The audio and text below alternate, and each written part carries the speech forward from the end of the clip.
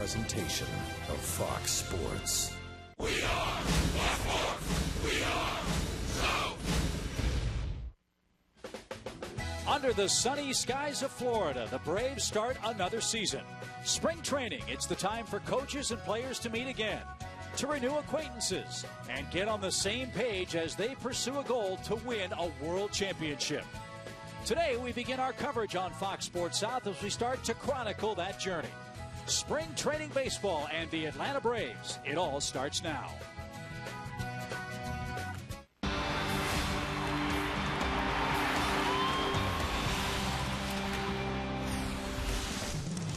It's an absolutely beautiful night for baseball in Lake Buena Vista, Florida.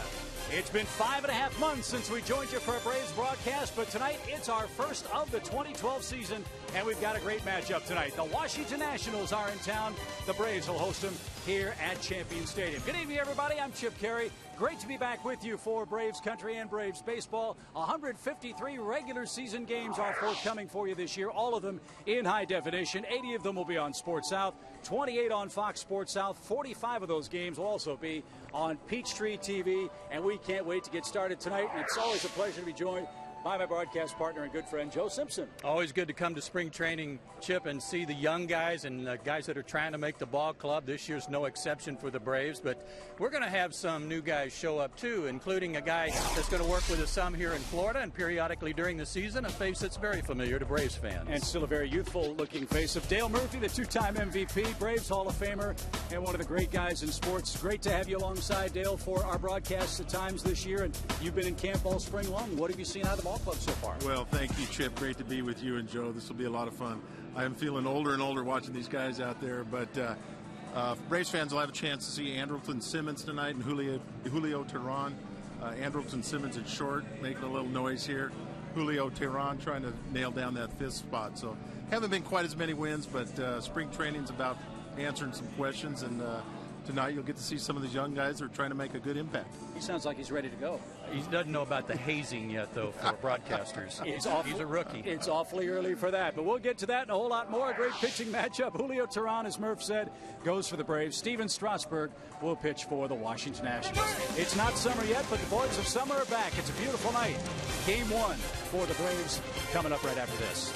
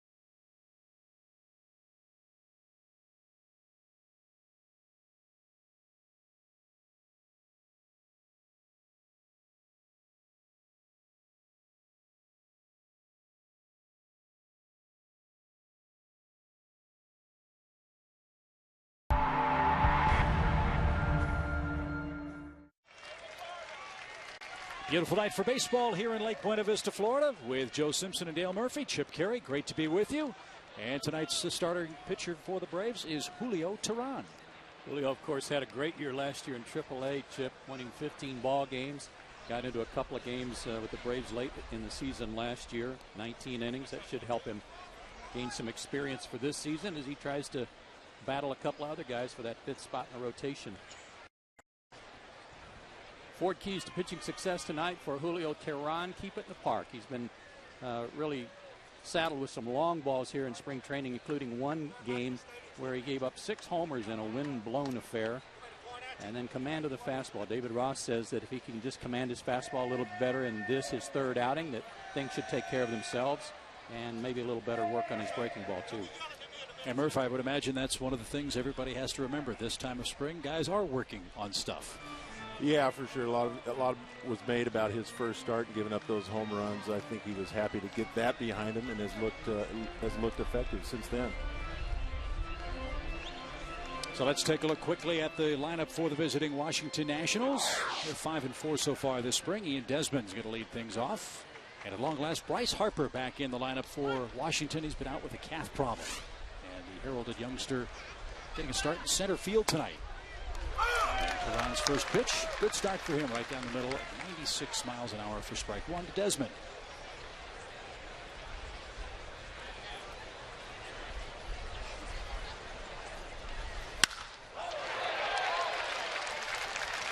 A 97-mile-an-hour fastball ends up in left field for a leadoff single.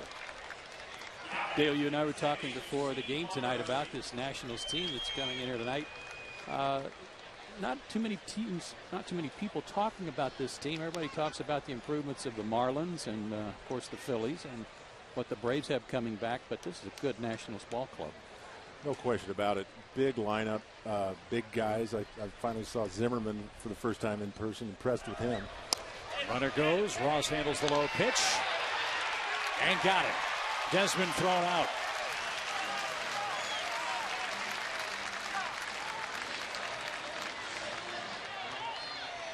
The luxury the Braves have had the last couple of years is he's having David Ross back up Brian McCann, and David certainly has to take a backseat to no one when it comes to throwing. And he puts one out there quick enough for Simmons to get the tag down.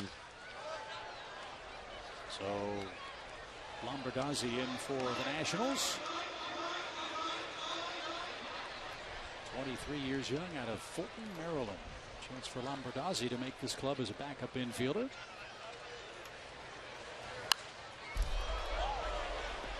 You know, Joe, you were mentioning Ross. There's got to be a number of clubs he'd be the starting catcher for, I would imagine. No question. Good pop in his bat and as good a receiver as there is in the game. Over the mound, Simmons can't make the play, and Lombardozzi aboard with 1 out.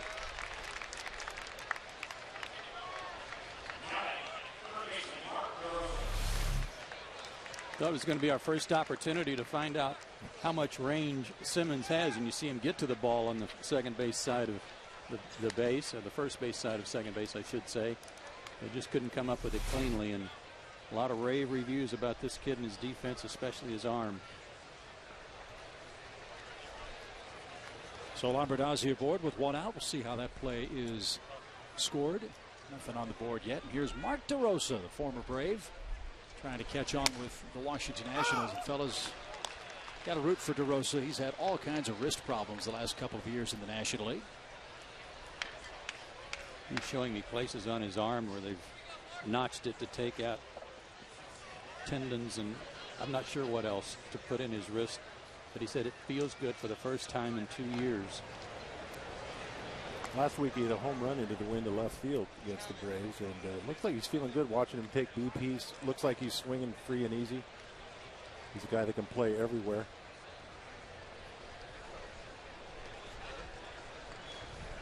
No balls and a strike. Good breaking ball. It's Barksdale, by the way, tonight's home plate umpire in Lake Buena Vista. That was an outstanding breaking ball. Threw it right at DeRosa and made him flinch.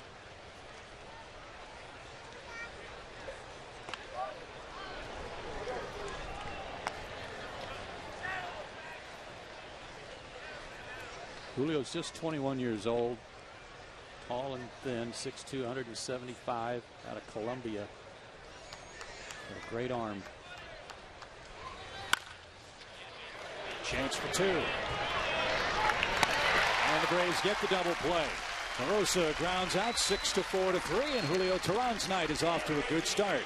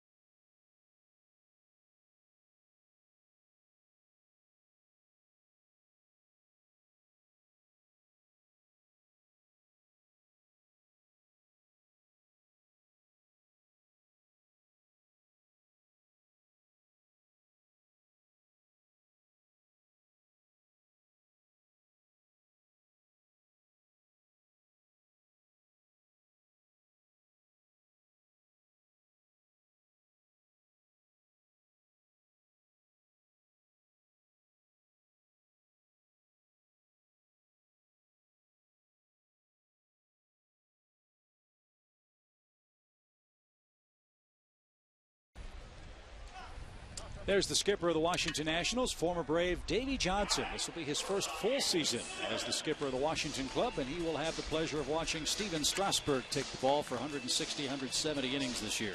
He made 5 starts last year after coming back from Tommy John surgery. Went 1-1 and had an excellent ERA of 1.50. 23 years old now, big guy, 6'4", 220. And if you know anything about Strasburg, you know he throws hard.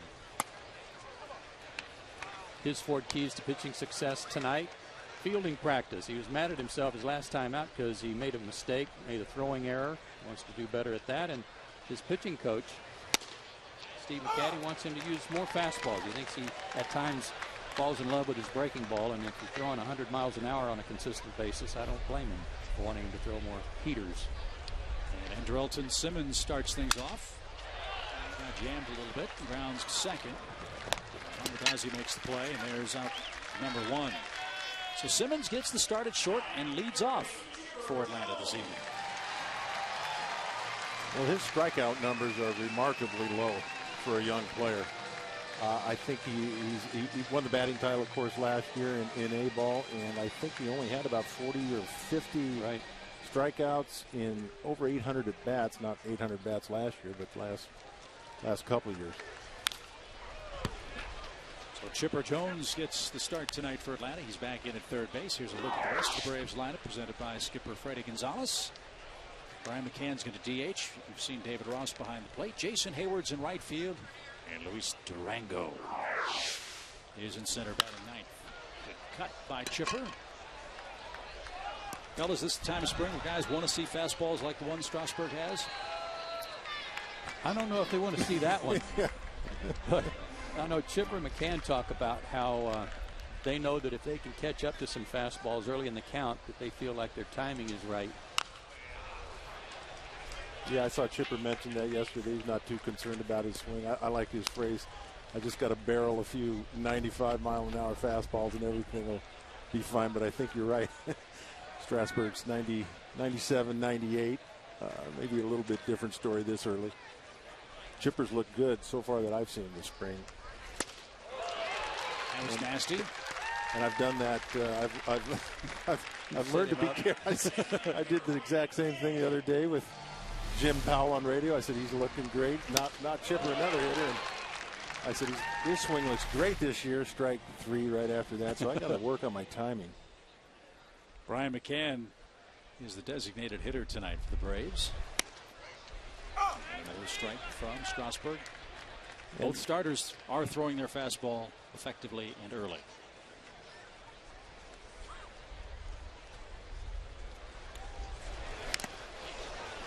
Well, as you see, and as you will see over the next couple of innings, and he's supposed to throw about 70 to 75 pitches. He's not just a fastball pitcher. He's got a good breaking ball, too. And there was good evidence of it.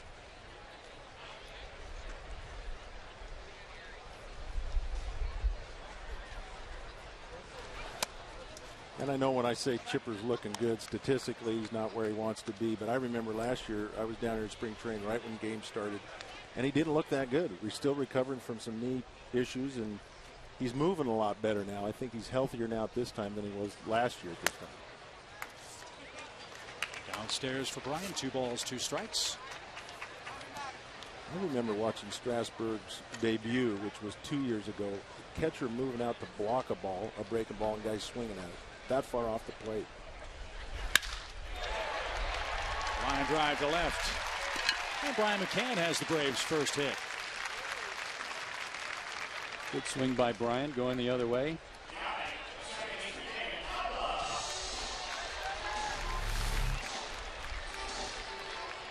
Fastball, outer third of the plate. Took it to left field. See, I remember that outing too, Dale. I think it was against the Pirates. He struck out 14 guys in 7 innings. Yeah, so you can kind of see sometimes why he'd fall in love with his breaking ball, because he's got, you know, plus fastball and a plus breaking ball. Guys are going to be swinging at it, and the catcher's got to go off the plate into the other batter's box to block it. You can fall in love with it. The problem is you're going to make a mistake a little more often with that. It's easier to hit if it's slower. If you make a mistake with that fastball, you can get away with it. Dan Uggla bats for the first time tonight. Strasburg sitting 97, 98, 99 here in the opening inning. Dan's off to a good start, too.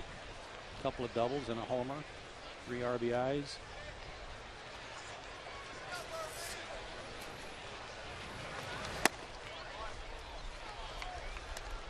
Picking up where he left off after a great second half last year. Yeah, last year really was a tale of 2 seasons for Dan. And looking for a much more consistent 2012. It's hit a mile high toward right. Perez back to the track, and it's an opposite field home run for Dan Uggla.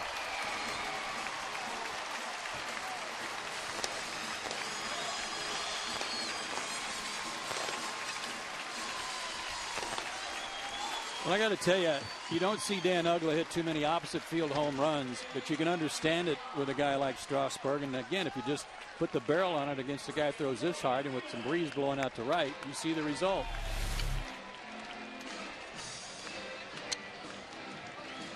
Bell tie. Well, Dan, as Brian McCann did, that at bat as well, hit the ball the other way really well, and that's what Uggla's doing as well. I've seen him hit a few doubles off the wall to right center. He's looking good. Freddie Freeman grounds out, and Strasburg to the bag, retires the side. Couple of 2-out hits for the Braves. Brian McCann a single, and Dan Uggla goes a long way the other way. His second homer of the spring. And the Braves lead Steven Strasburg of the Nationals 2-0 after 1.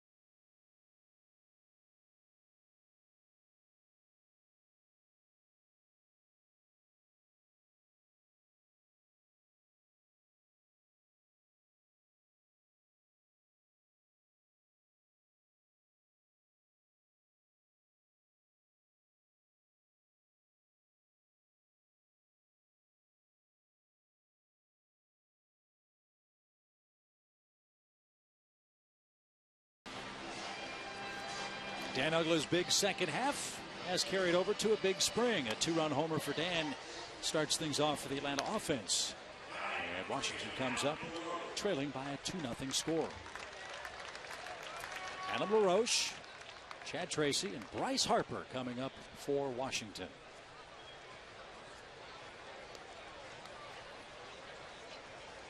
See, for Adam, only 43 games last year. Bouncing back from surgery on his left shoulder, his throwing shoulder, knocked him out after those 43 games.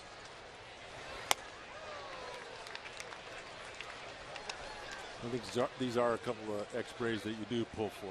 Mark DeRosa and Adam LaRoche, good guys, contributed a lot to the organization while they were here. Got to pull for guys like that.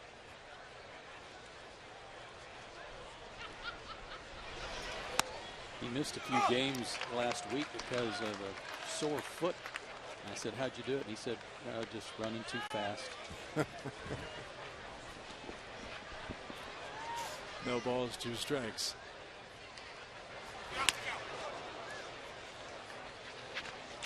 And now 1-2. Adam's got one of the more relaxed approaches at the plate that you'll ever see. I wish I could have. You know, I think you always try to look relaxed, try to fake it. I don't know if I ever did. I never looked this relaxed up there. He's always had that nice, easy approach and then a real quick bat that plays off that.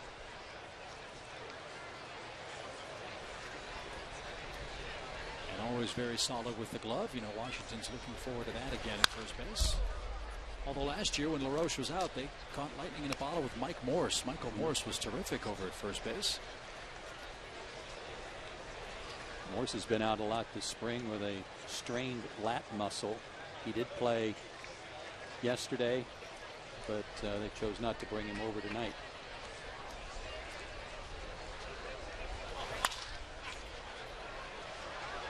That'll reach the berm. And LaRoche stays alive. 2 balls, 2 strikes. And speaking of defense, though, Chip, the Braves last year really did a great job. They improved drastically on the defensive side of the baseball. Only the Phillies made fewer errors than Atlanta, and you can credit a lot of good infield defense for most of that. Oh, pretty good pitch. Spring training for the umpires too. Full count, 3 balls, 2 strikes.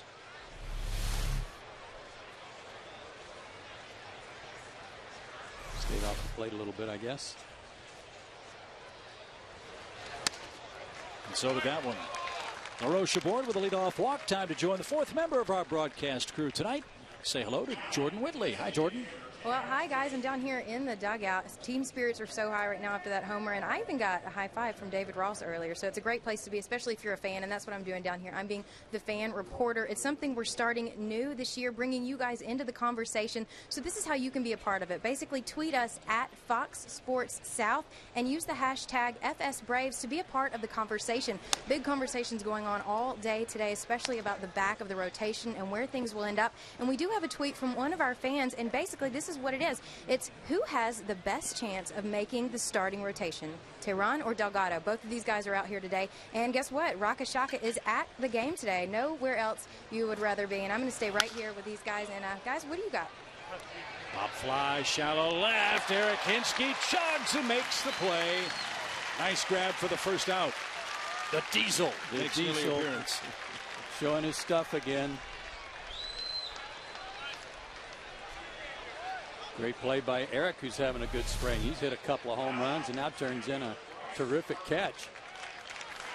Well, I think what Hinsky does and Martin Prado is one of the toughest things you could do. It's one thing to move around in the infield positions. It's another thing to move from the infield to the outfield back to the infield. And we got some versatility there with Hinsky and Martin, what Martin does as well. It's amazing. So back to Jordan's question. Fellas, who do you think has the inside track, or is there an inside track yet to the back end of this Braves rotation right now? Dale? Well, I think with what Delgado did last year, I think he won, I can't remember, 5 of his last 10 starts or 5 of his last. I'm not exactly sure. He finished strong and made a big impression in Atlanta last year, and I think that would give him, I know Teron was there as well, but I'd say right now Delgado. I think he's pitched a little bit better down here and made an impact last year. Yeah, but I think to counter that, I would on the devil's advocate side of that is that they both still have probably 4 or 5 more outings. I think it's still, show me what you can do today, and I agree with you, Dale, that Delgado showed better last year. They certainly don't want Teron here sitting around working out of the bullpen. If he doesn't make the club, he'll be in AAA picture. Good morning, good afternoon, good night for Bryce Harper. His first at bat of the night, and Teron blows him away with a high fastball for the second out. Couple of changeups that were Butte set it up, and then you see the high target from David Ross. Tough to catch up to that. Good location, high fastball just out of the zone, looks hittable, but isn't. Well, I think the competition between Delgado and Teron, just like this little thing that's brewing at shortstop, it's good for everybody involved. Strike one to Jesus Flores, the Nationals catcher. I think it's good at a young age not to go through spring training where you think I'm just trying to get my work in. You come out in spring training, you got a job on the line, a chance to impress the organization. It's good for everybody involved, and they all know that. And starting the season, you hope with healthy Jair Jurgens and Tommy Hanson and Brandon Beachy, that leaves 2 spots in the rotation until Tim Hudson comes back. And Mike Minor was outstanding yesterday in his 3rd outing. So you figure he's got a leg up on everybody else. Nasty pitch. Flores couldn't stop his swing. 1 ball, 2 strikes. Ooh, looks great tonight. And as you said, it starts with that fastball. Everything has to work off that.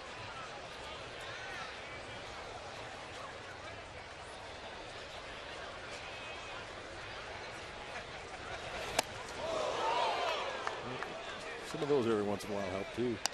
At 96.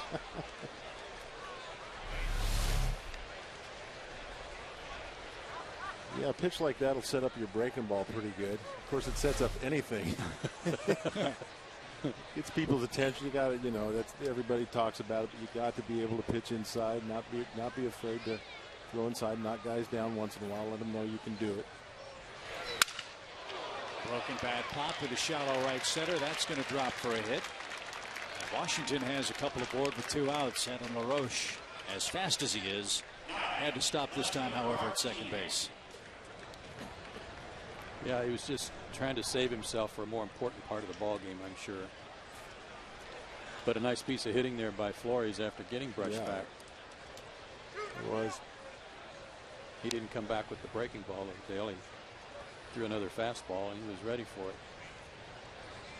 So 2 on, 2 out. If you're just joining us, Dan Uggla with a 2-run homer in the first for the Braves. Now Mark Tehan bats.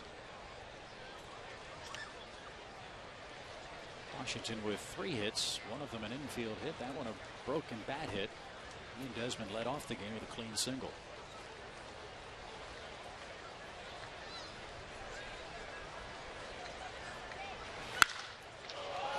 A high towering fly to left, but Hinsky's got room shy of the track. And Julio Teron threw 2 scoreless innings with a 2-0 lead. Glad you're with us tonight.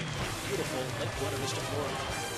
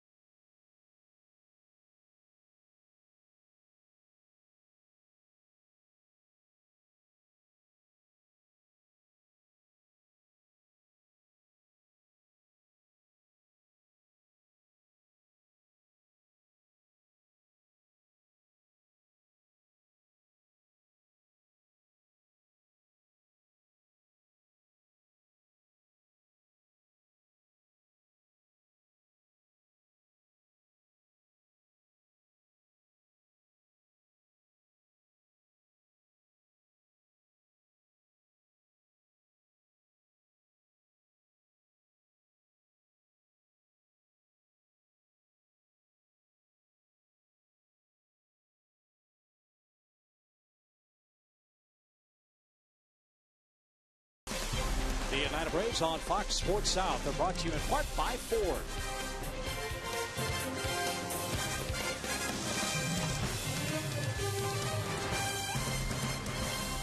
Brian Westbrook, Doris C. Levens, Ovi Mihaly, and Tim Couch are the panel. And starting Monday, these NFL vets put 5 top draft prospects through the fire. Tune in all week long for a new draft hopeful each night. The panel starts Monday at 10:30 p.m. with Georgia Bulldog Brandon Boykin on Fox Sports South. Sounds like a hot seat. Trying to get past those guys.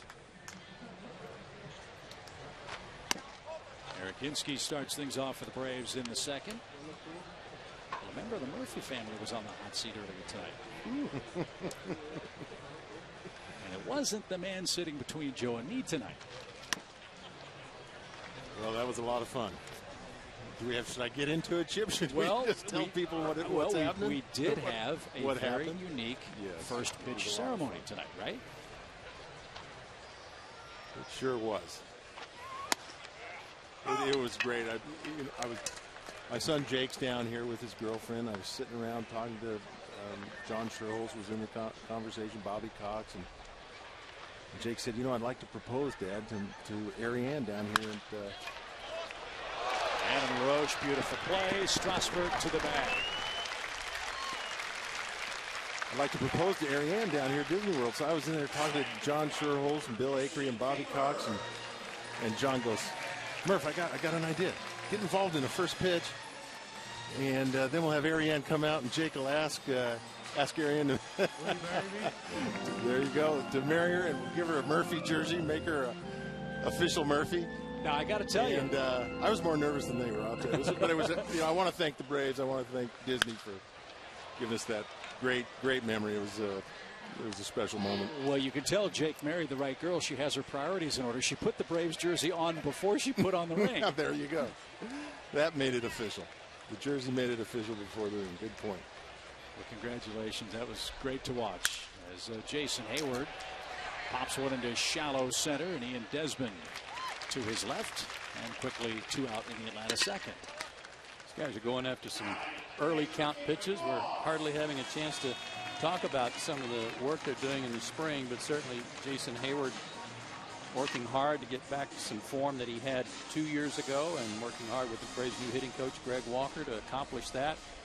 The numbers aren't reflected in it yet, but still hard at work at it. I've really enjoyed being able to talk to Greg Walker and Scott Fletcher, and just their approach. I think it's what everybody needs. I think it'll be really helpful for Jason.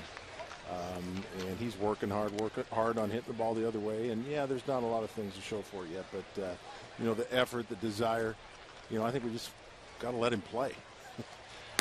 Sometimes we forget he's 22. Yes. 2 years in the big leagues, a little rough last year, but he's a kid. But what I see down here is a lot of hard work, and I love the philosophies of Greg Walker and Scott Fletcher. And quickly, what are they? What's different about those philosophies, if anything, from the men who were batting coaches here before? Well, I think part of it's philosophy, and part of it's the way you communicate. I think they've got a good rapport with Jason, and but I've always been a hitter that you have to go the other way, Joe. You just got to know how to hit the ball the other way, and their techniques, keeping your hands in, keeping. David Ross pops it up into shallow right center. That's Bryce Harper getting a look out there, and he makes play in almost straightaway right field. We'll talk some more about this when we come back.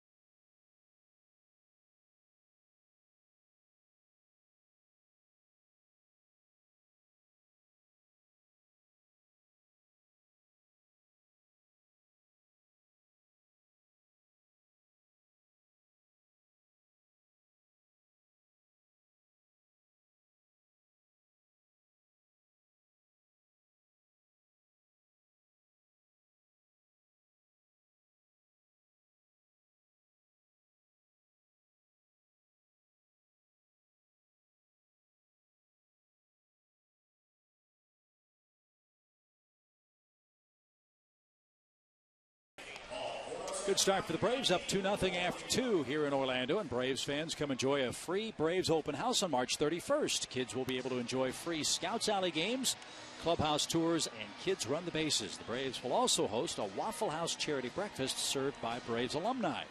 Visit Braves.com/open house for more details. Let's get back, fellas, to our conversation we had going last half inning. Third hitting coach in as many years for the Braves, and it's not just Greg Walker, but there's another set of eyes for the Atlanta hitters this year. Yeah, Scotty Fletcher. It'll be kind of a tandem approach to it, a hitting coach and assistant hitting coach. Fletch will be up in the locker room, in the video room, and another set of eyes and a little bit more input. And I think Greg Walker has used that approach a little bit in Chicago. It's worked really well, and I think it'll be great for the guys here. Yuri Perez bats for the Nationals. He jumps at the first pitch and skied into shallow right. Dale, correct me if I'm wrong, but it seems to me that when you were struggling at the beginning of your career, one of the guys that was instrumental in getting you going, I think, was Joe Torre, who really showed you that hitting the ball the other way, that there were a lot of hits that way to right field, right center, and had a lot of power that way too.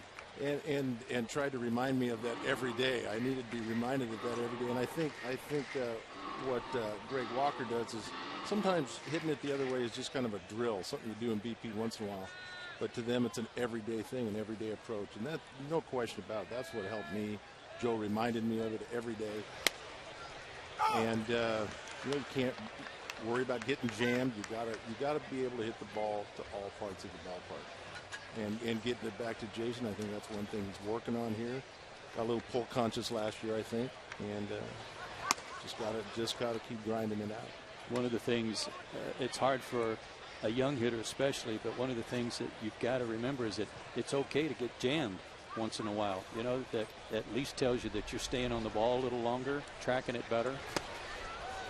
Well, as a young hitter, getting jammed is good. Hitting it off the end and rolling over is never good. No. That's never a good sign. That's what that's what the pitcher wants you to do. But getting jammed is not necessarily a bad sign.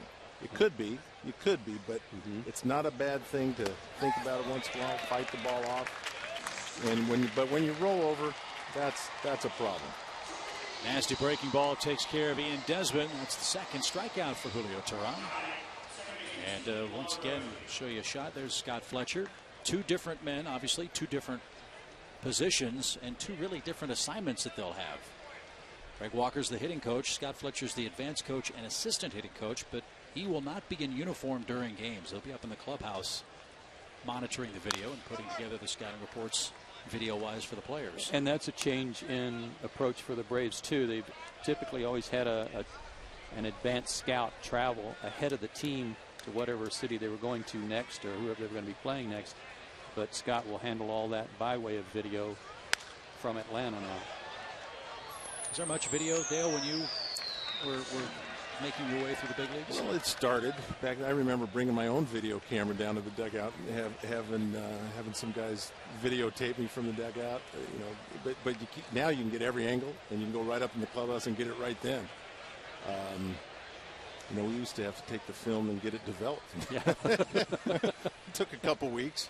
Pony Express. By then I was hitting fine. I didn't need to. But it was my own camera. Simmons timed his leap beautifully at short. And Teron has a 1-2-3 top half of inning number 3. There's one of the Braves youngsters. Andrelton Simmons with a nice play at short. And Atlanta still leads by a 2-0 score.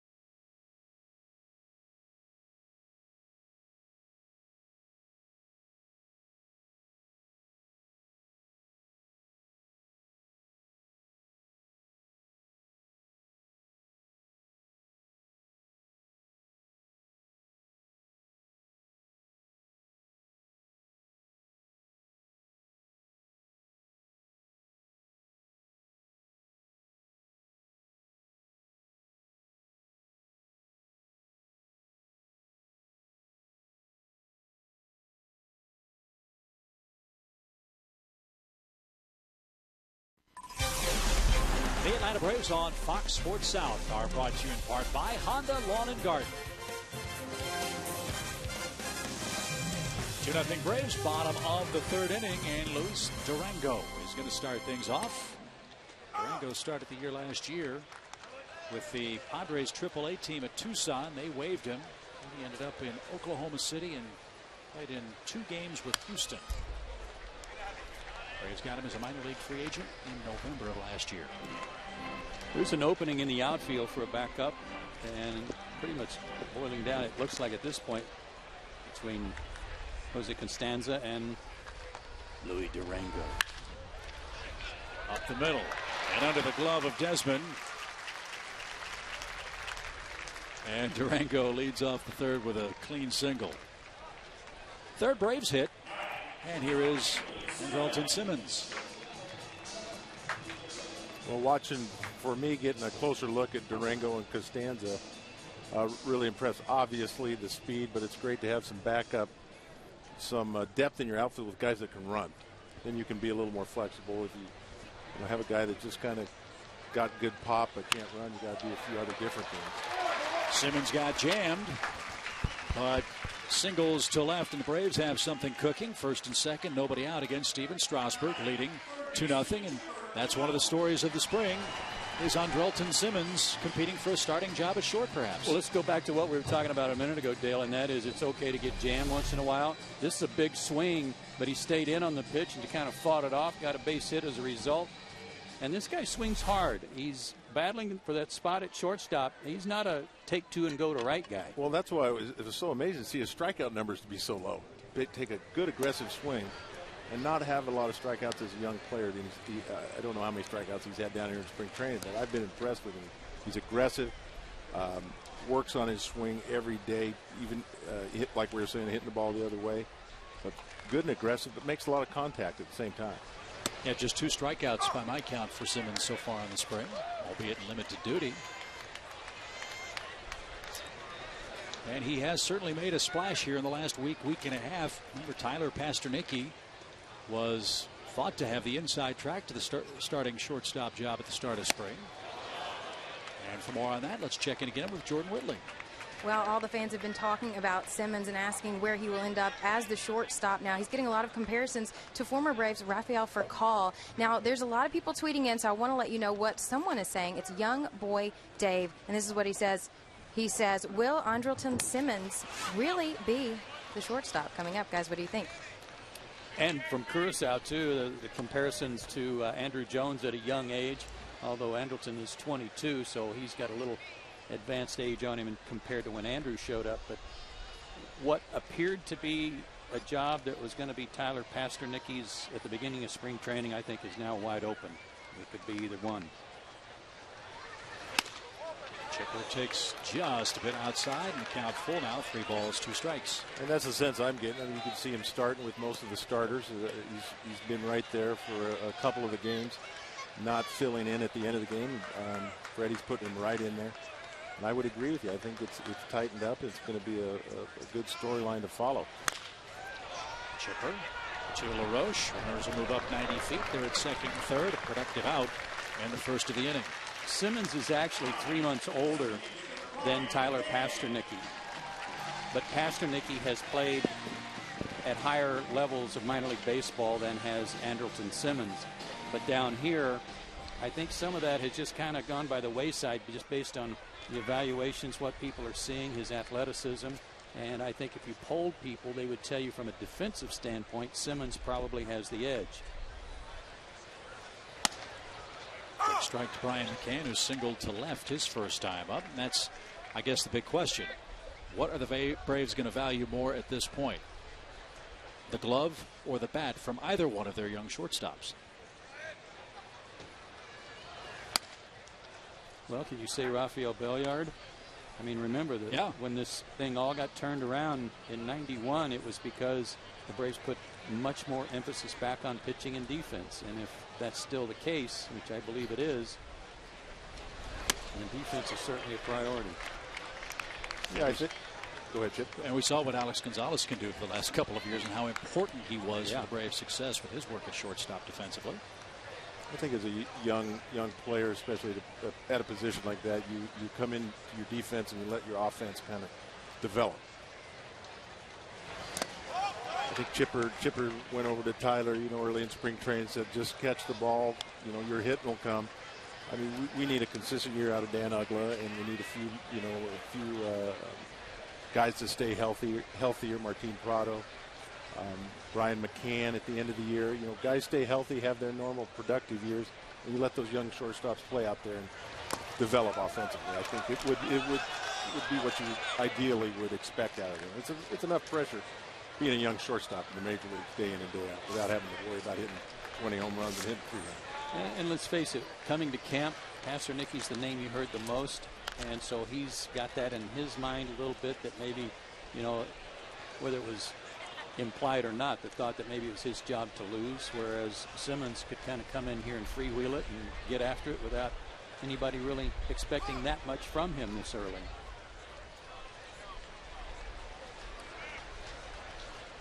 But Simmons won a batting title last year at Lynchburg. I think it was 321, and nobody else in the league hit 300.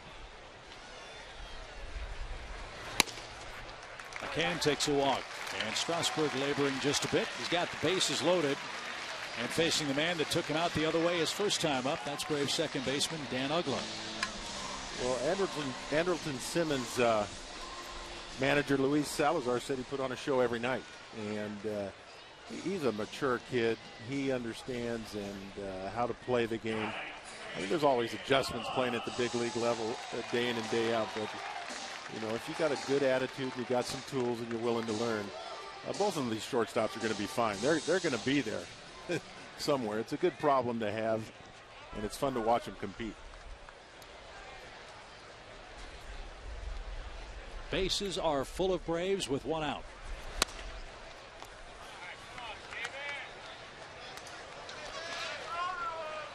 Dan Ugla did not have a high batting average last year, but he had 36 homers and had a 33-game hitting streak. And as Joe mentioned, a huge second half. And speaking of huge, a high towering fly to left, just shy of the wall. That'll be deep enough, however, to bring home Durango with a long sacrifice fly, and Dan Ugla just missed a grand slam. That one sounded better than the homer. Yeah. I think the wind helped that first home run a little bit, and the wind hurt that one. I don't know, that first one might have been a home run anywhere too, but that one was definitely a home run anywhere. I think he thought he got it. I think Strasburg thought he got it. Well, Dan had a bad first half. Everybody knows that. But he was a class act and very professional about the way he handled it when he got it turned around. So the Braves tack on another run, lead 3-0. Well, he hung in there and he kept fighting, and that's just, it seems like an easy thing to say you do, you're a professional player, but sometimes you don't know what you're going to do when you show up to the ballpark and get really frustrated. But man, never quit. Just never quit, and look what happened. Great lesson for young kids to learn from someone who persevered like Dan Ugla last year. Good cut by Freddie Freeman. And that was unusual, that first half problem he had, the slump he had, because in his career coming into 2011, first half for Dan had usually been pretty good.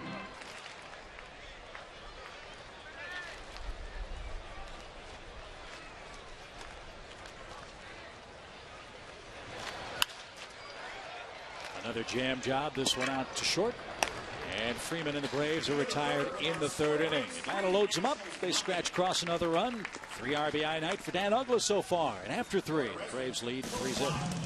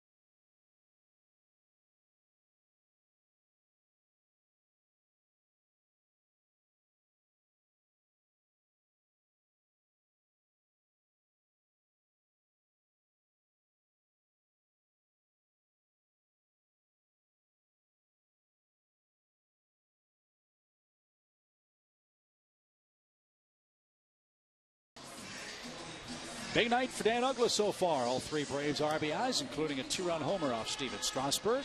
Atlanta leads 3-0. Julio Teron pitching well as well. Braves fans new this year: buy a ticket plan and receive 33% off food and beverages at Turner Field. Visit Braves.com/tickets or call 404-577-9100 and purchase your season ticket package today. Can't wait to get back to beautiful Turner Field for the home opener.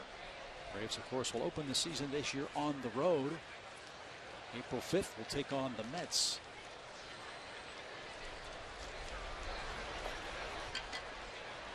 Second time through the order for Julio Teron. He's got Mark DeRosa to start things off.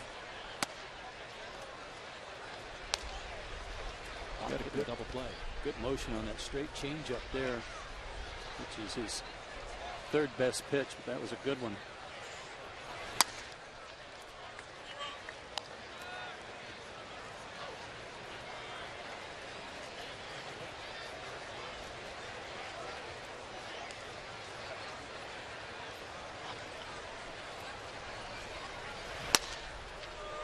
Talked about the long ball at the beginning of the broadcast for Teron, and he's given up 6 this spring, all in 1 inning on a real windy day.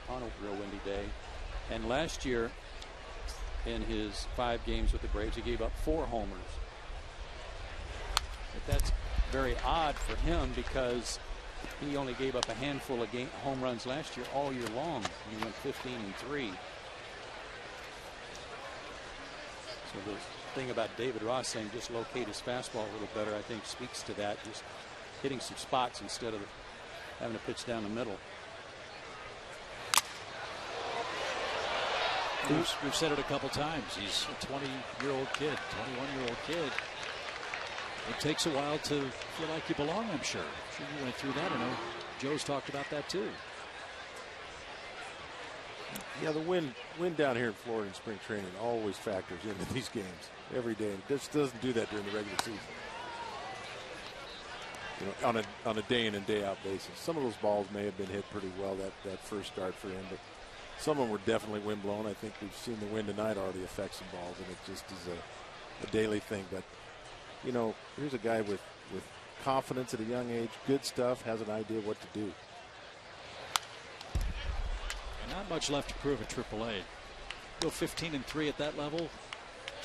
But again, if he's not in the rotation, do you put him in the bullpen as a long guy, an occasional starter? I don't think so. I think Chris Medlin is tailor-made for that.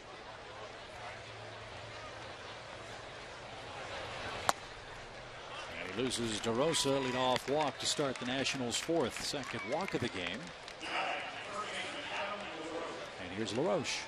I agree with you, Joe. I think at this age you want him pitching somewhere. Because he's a starter. Yeah, he's a starter, and you want him to develop that starter mentality at this age here or wherever he is. He's got to be pitching a regular rotation. That's Roger McDowell, and LaRoche breaks his bat. Jason Hayward got a good jump.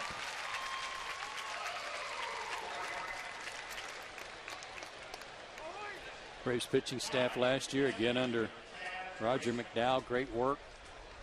4th in the National League in ERA, 4th in the major leagues in ERA. 2nd best in the National League East. Roger's done great work here.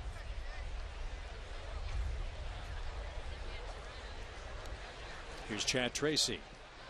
Eric Hinsky robbed him with a sprawling catch in left. Roger's excited about his knee replacement. I talked to him about that. My trips to the mound are going to be a little easier this year.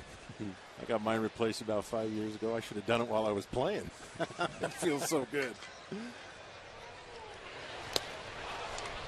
Big swing and a miss from Tracy. Well, let's hope Roger doesn't have to make many. We had a couple of those at my house recently too. Wife Kathy had both replaced. Both. Yeah. She's running about a 6.5 40 right now.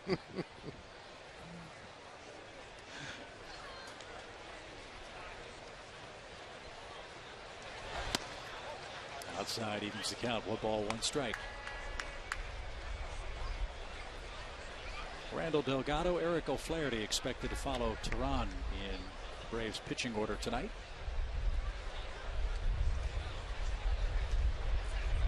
Julio's scattered 3 hits. He's walked 2 and leads 3-0.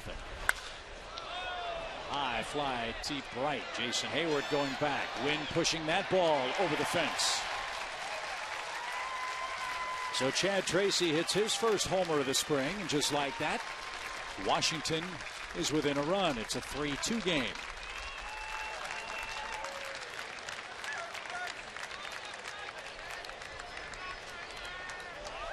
Davey Johnson just this week has talked about one of the things he wants to improve on his ball club is his bench. And they've got some veteran guys now that they can pick from that might make the ball club, including Chad Tracy. He puts a charge in this one. Tracy, Jason Michaels, of course, they're bringing Rick Ankiel back. They brought in Mark DeRosa. And here's Bryce Harper. Baseball America in their prospect handbook said that this kid was the most heralded position player prospect in baseball history. He's 19. And Teron struck him out tonight on 3 pitches in his first matchup. And Chipper picking and grinning at third. Nice play. And Harper's out number 2. Bob Boone is an assistant to the general manager for the Nationals. I saw him by the batting cage today, and he said to me about Bryce Harper that he swings harder and makes more solid contact with that hard swing than any player he's ever seen. There are a lot of guys that swing hard and don't connect, but he was very complimentary to Bryce Harper, who at 19 is pretty impressive. And Washington, a similar situation. Is Harper going to make their team? Is Pasternaky or Simmons going to make the team for Atlanta? Well, I know Davey Johnson wants Bryce Harper to make the team. I've been kind of interested to watch him because he's kind of from the Intermountain West. We're out in Utah. He's from Las Vegas, and I know growing up he's played some travel ball teams games in Utah. I saw him on YouTube hitting some long home runs and some home run contests as a 16-year-old. So it's been fun for me to see him in person. But I hear a lot of good things. He's maturing, but work ethic is they love it. And I know Davey kind of wants him to make this club. I think we'll see what happens. But a lot of compliments coming his way.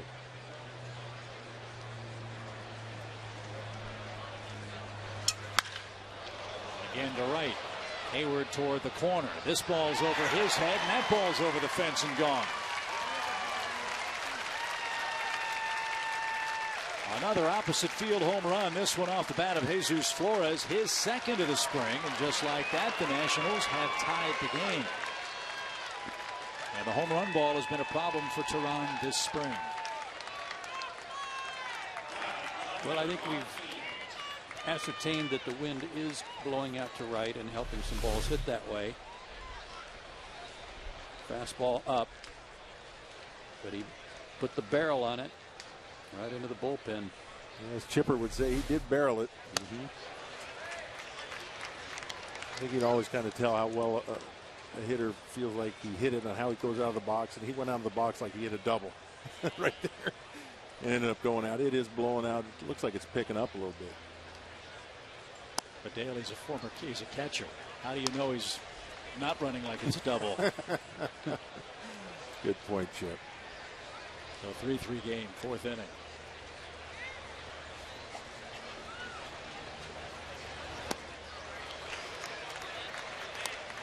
Well, this inning has spoiled what has otherwise been a good outing for Julio.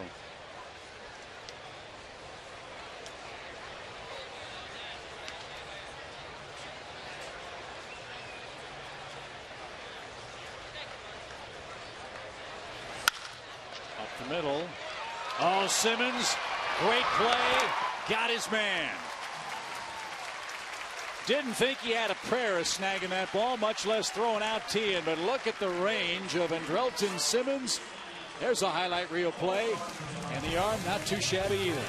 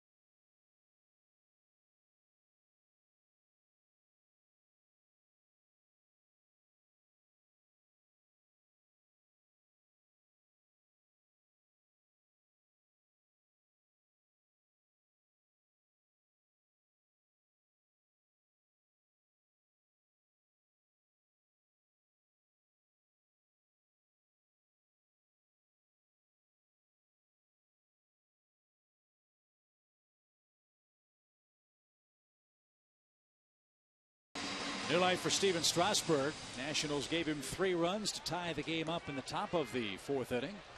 Now the Braves up with Eric Hinsky in the home half. What a play by Andrelton Simmons to end the Nationals' 4th inning. Well, one of the things that you got to remember too, or you got to know about Simmons, is his arm.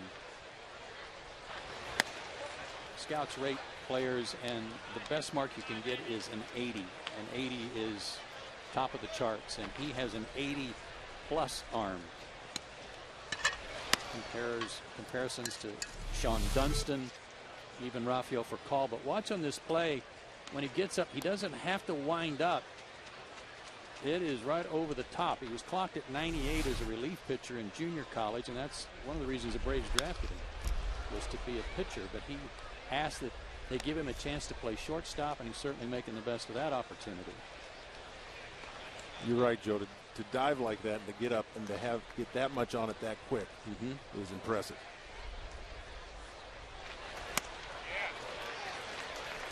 Hinsky a little late.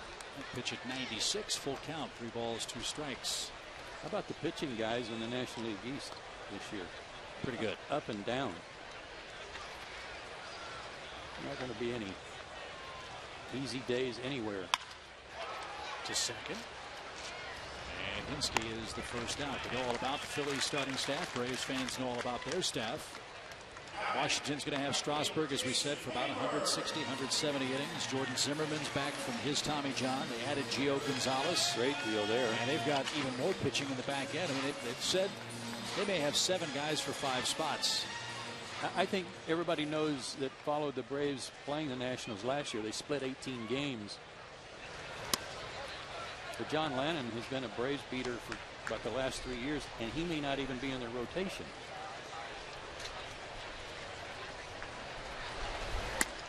Marlins, quite obviously, made a couple of big acquisitions. They got Carlos Zambrano from the Cubs, and they added Mark Burley.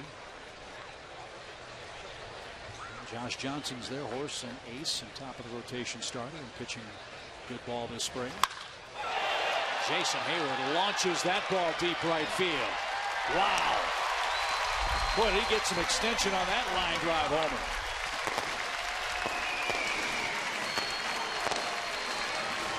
That's why they put the Hayward tents out there over the parked cars of the Braves staff to protect him. But I don't think the wind had anything to do with that one. Yes, sir. If nothing else, I mean, just watching his first couple of at-bats, what I see right away is that front shoulder's tucked a little bit. And maybe he's not quite as open as he was last year. I'd have to see a replay from a swing last year to be sure. But he just looks like he's thinking more up the middle.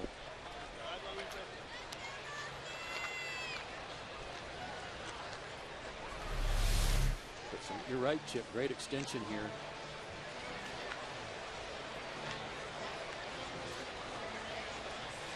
Went down and threw that ball. Wasn't even thinking about pulling from the get-go. Well, he's hit more balls in BP since I've been here than I saw all of last spring training while I was here.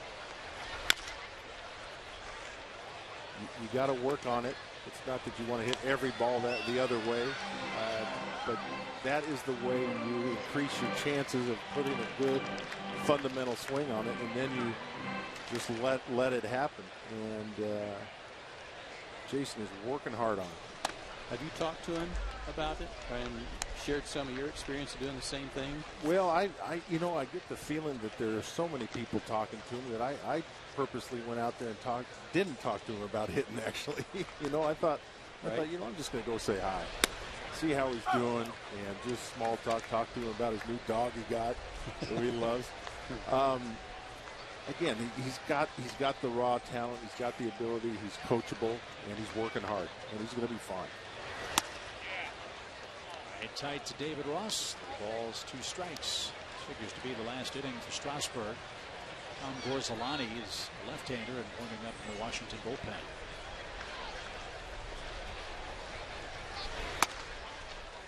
And Ross aboard. Second walk for Strasburg tonight. Here's Luis Durango, who scored the 3rd Braves run. He singled in the 3rd inning. Came home on Dan Uggla's sac fly. 64 pitches to this point for Strasburg, and again they were saying 70 to 75 tonight, so he's right on the edge.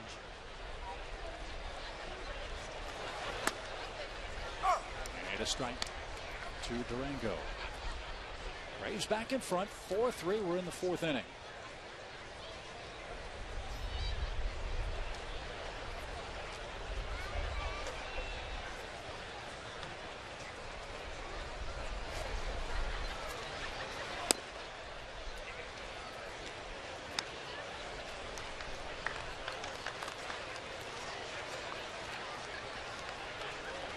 We don't see the Nationals early in the year this year, do we? No, it's interesting. It seems this was late May that they come around. Runner moving with the pitch. And Durango is thrown out at first. David Ross second. Braves stay out of a double play. And Andrelton Simmons bats with 2 outs. Braves have them at home over Memorial Day weekend. First time they see them.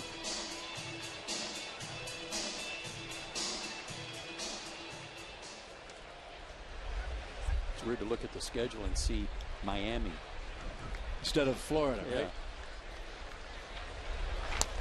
I don't know about you guys. I can't wait to see the ballpark down there. New stadium. Rave reviews, I understand, for their exhibition games they've played down there. It's getting the nickname the Fish Tank. Is that what I've seen? Yeah. And for good reason, I guess. There's a fish tank there. Quick strike to Simmons. Not even 1 ball, 1 strike. Seen some views of the ballpark looking through an aquarium. The flip side for Simmons, he doesn't strike out much, as Dale pointed out, but he also doesn't walk much. He does swing the bat and makes contact. Let's see what he does here behind in the count against this hard throwing guy. See if he changes his approach.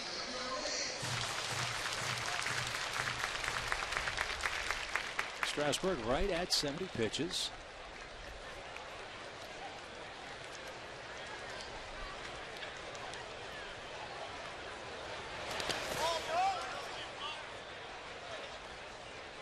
And now a 2-2 count.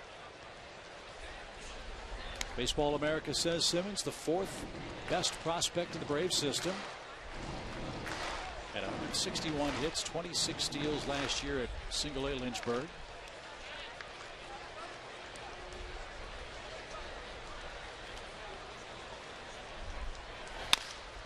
And it's a high chopper towards short. And that will retire the side. Jason Hayward hit a laser beam to right center field. A solo home run in the 4th inning. And a good night for Jason and the Braves. Back in front as Atlanta 4-3 score.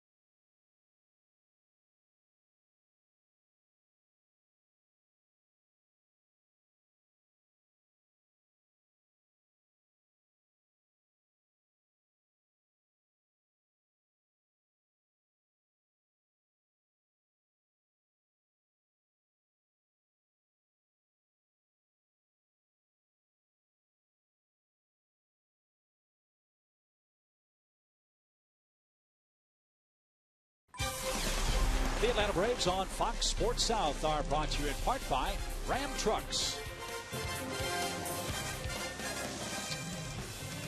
With Joe Simpson and Dale Murphy, Chip Carey back with you in Lake Buena Vista, Florida. Braves back in front 4-3. The night is done for Julio Teron. He'll give way for right-hander Randall Delgado.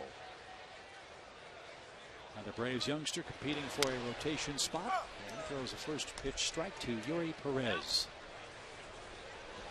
Again, just a kid that really was impressive in his 7 starts when he got called up at the end of the year after Jurgens and Hansen had to go on the disabled list. A 2.83 ERA after he got called up in those 7 starts.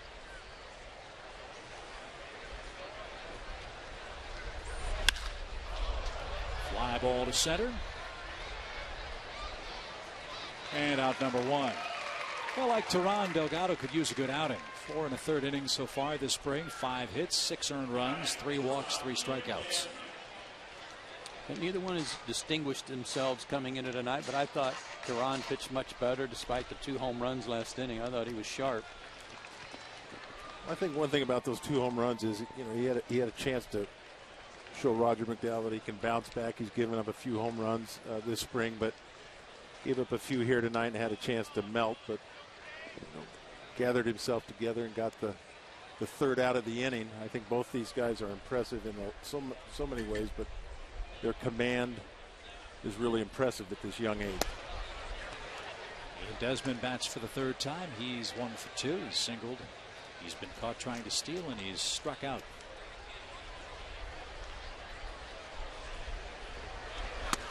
Here's the thing that stood out for me about Delgado down the stretch. He made 5 starts in September, and each one of them were 5 innings long, no more than that. And in each one, he gave up less than 5 hits and less than 3 runs or less in all 5 of those September starts against some teams where the Braves were desperately trying to get some wins, as we all know, and pitched real well, kept them in the game each time. At the knees, good pitch. 2 balls, 2 strikes. Well, when I broke in games that really didn't mean that much in September. I won't, not too much. But these guys were in big games, important games, and you grow a lot from that, and they survived it and thrived in it.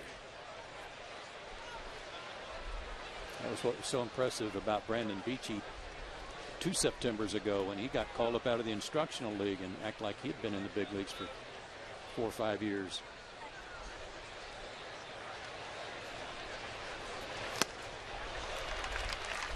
Desmond down swinging. 2nd time he's been struck out. And Randall Delgado has retired the first 2 Nats he's faced. 95 fastball with a little movement, too. Here's Steve Lombardozzi.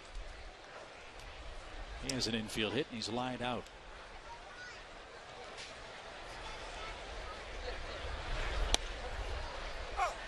You can't be afraid to challenge guys. You got to throw strikes. I think it was Greg Maddux who said I became a lot better pitcher when I understood that it was okay for guys to hit it instead of trying to throw it by him every time. Easy play at first for Freddie Freeman. Delgado an impressive 1-2-3 fifth. Braves pitching tonight, throwing a lot of strikes, a lot of good hard fastballs, and more importantly, Atlanta leads by a run.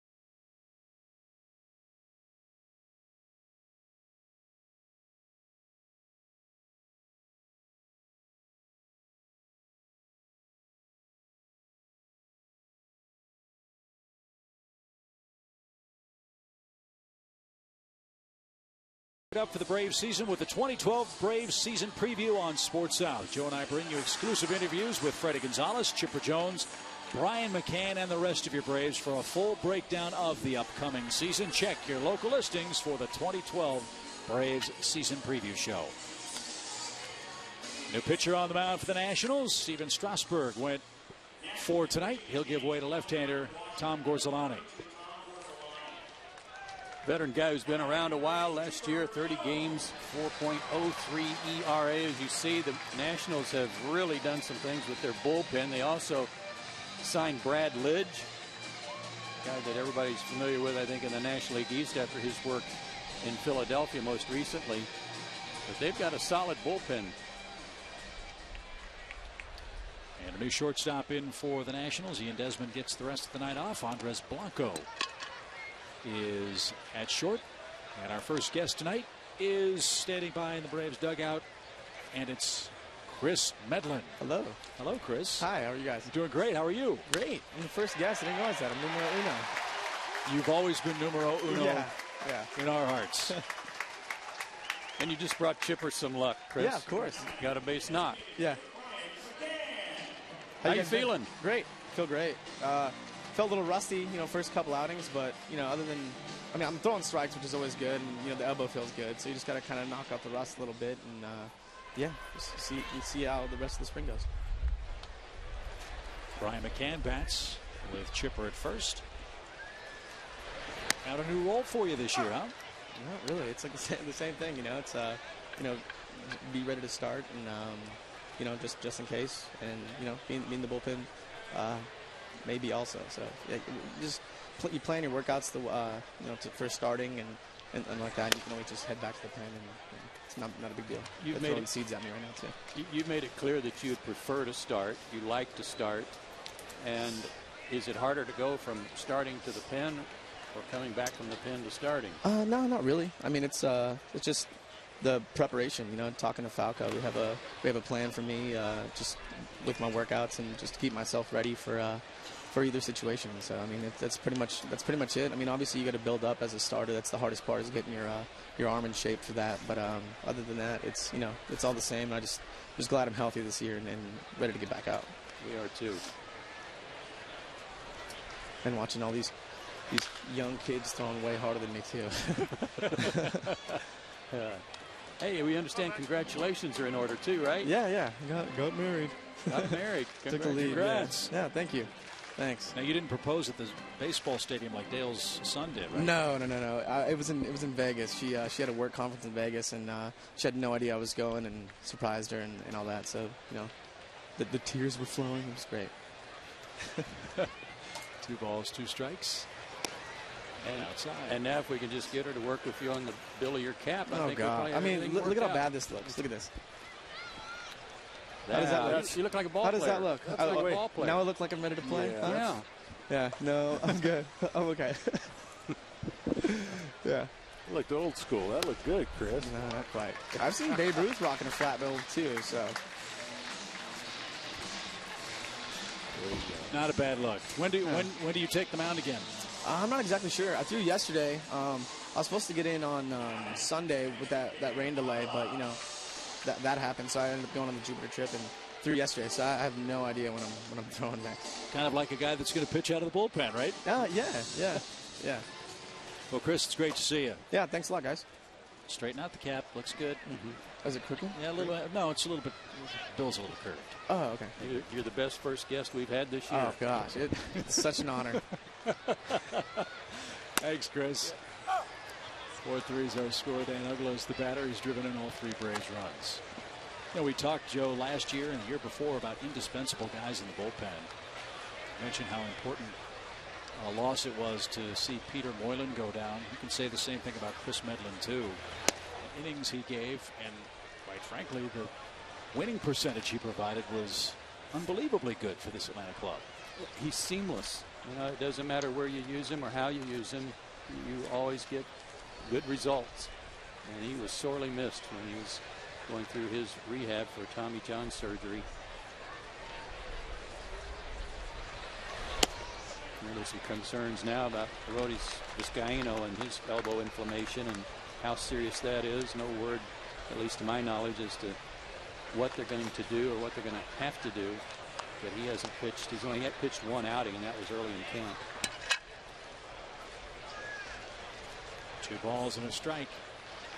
With 2 on, nobody out for Dan Uggla. Dan's had a big night at the plate. He's got 3 RBIs and could have more than that. Ball's jumping to right field tonight. First inning homer for Dan. He almost hit one out to left his next time up. A sacrifice fly.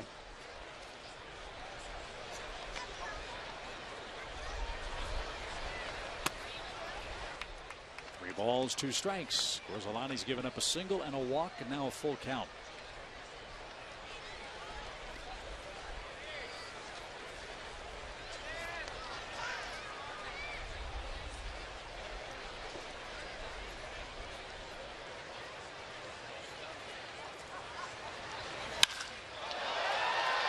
Straightaway center. Harper stumbled for a moment, but recovers to make the play on the track. And Chipper will tag and move to third. Brian McCann holds at first. A long fly out for Dan Uggla. He's swinging the bat real well.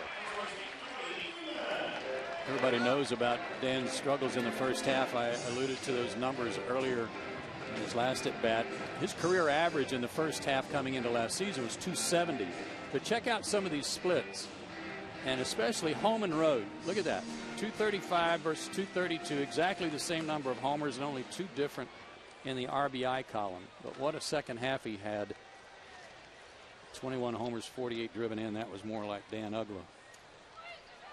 RBI chance for Freddie Freeman. Lefty-lefty matchup for him. Let's see how he fares in the Atlanta 5th. When you talk about the Braves scoring more runs, getting a consistent year out of Dan Uggla is going to automatically add to that. He's made some loud outs tonight. And hit the ball at literally every field and hit it well. I think in spring training you can make some outs and come back to the bench and feel like they were hits. You don't really care too much, but exactly what happens as far as getting a hit there. That ball he hit the left is probably a home run on another night. I think he hit that ball pretty well to center, actually. Yes, he did. Wind knocked it down, but Dan's anxious to get started. Let's say him and Martin Prado are really locked in right now.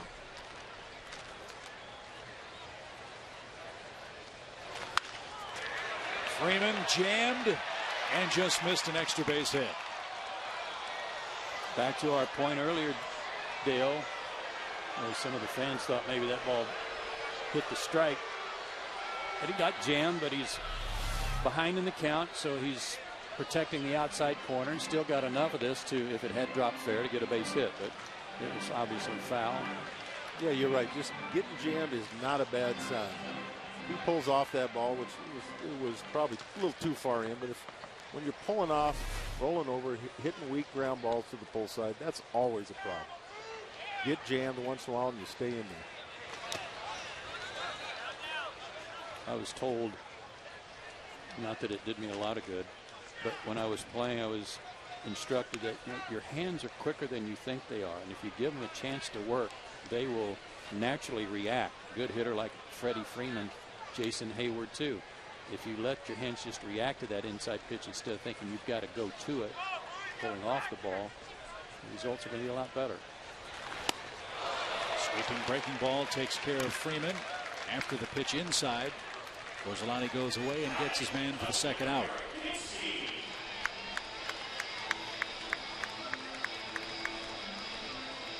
So first and third, 2 outs now for Hinske. I think you're right, Joe. That's exactly, it's kind of counterintuitive. You think you got to get started early, got to get those hands going. But sometimes the faster you open up, the hands kind of slow down. And stay keeping your hip tucked, your shoulder tucked. Keep those hands back and just let them work. Good cut by Hinske. Strike 1 to Eric. And Freddie on that at bat right there might have got a little inside conscious, doing a tough breaking ball away and ended up missing it. But pitchers are always trying to get you to be inside conscious so they can work on the outside part of the plate. You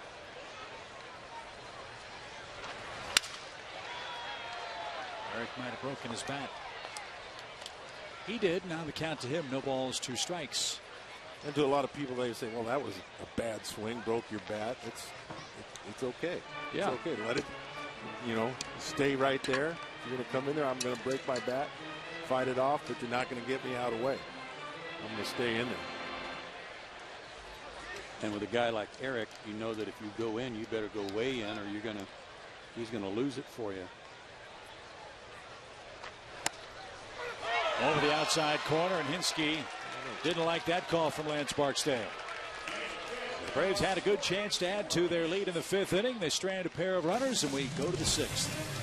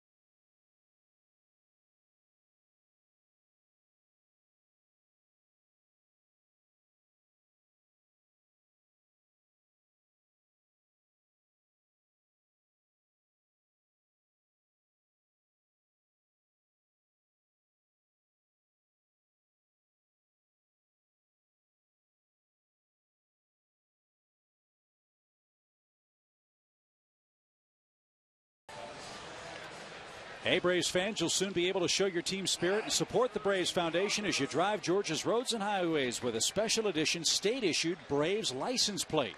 The first 1,000 fans to register by Wednesday, March 21st will also receive 2 free tickets to a 2012 Braves game. Check out the story at braves.com/tags.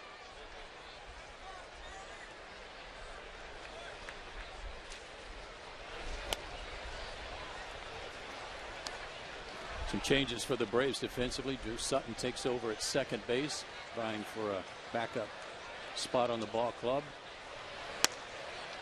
New third baseman is Joey Trdoslavich, and getting rave reviews for his work moving back to third base. And Jordan Perez is in left field, taking over for Eric Hinske.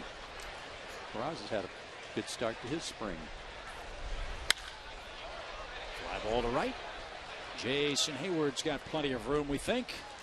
That ball carries out to within a couple of steps of the warning track. And there's your first out in the Washington 6th.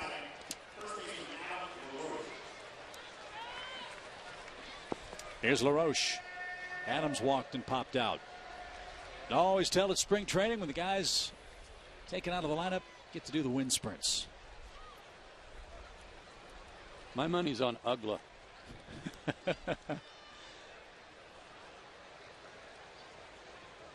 Miss those days, Murph? Sure do. Sometimes I kind of wondered why we did that out there. We didn't always run them as hard as we probably could. But it always felt good to have a couple at bats and go out there and do this unique spring training thing out by the warning track. Get a little extra work in. Braves will be over in Clearwater tomorrow.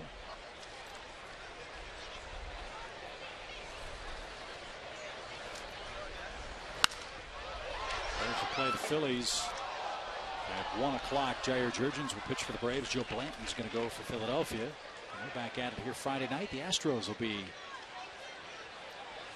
here at Champion Stadium. It'll be a 6:05 start.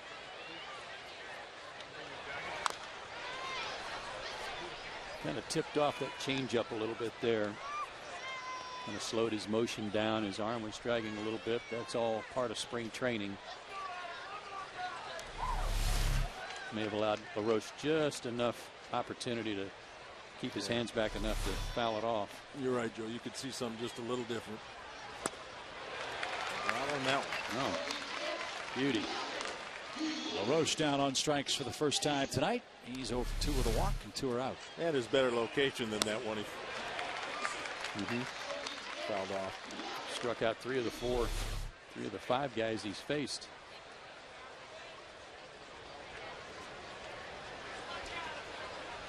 Here's Chad Tracy, a long homer to right. You're talking about the spring training tradition of getting your running in after you play. Talking to Brian McCann before the game about his workout habits during the season, which would have been a drastic change for me during my career to go in after the game. And he told me he wants to get his workout down so he can play more games, obviously. He's got about a 20-minute routine he does after the game. And that takes care of Chad Tracy. Randall Delgado's pitched 2 scoreless innings with 3 strikeouts. Both he and Julio Teron making a pitched bid for a spot in the Braves rotation tonight.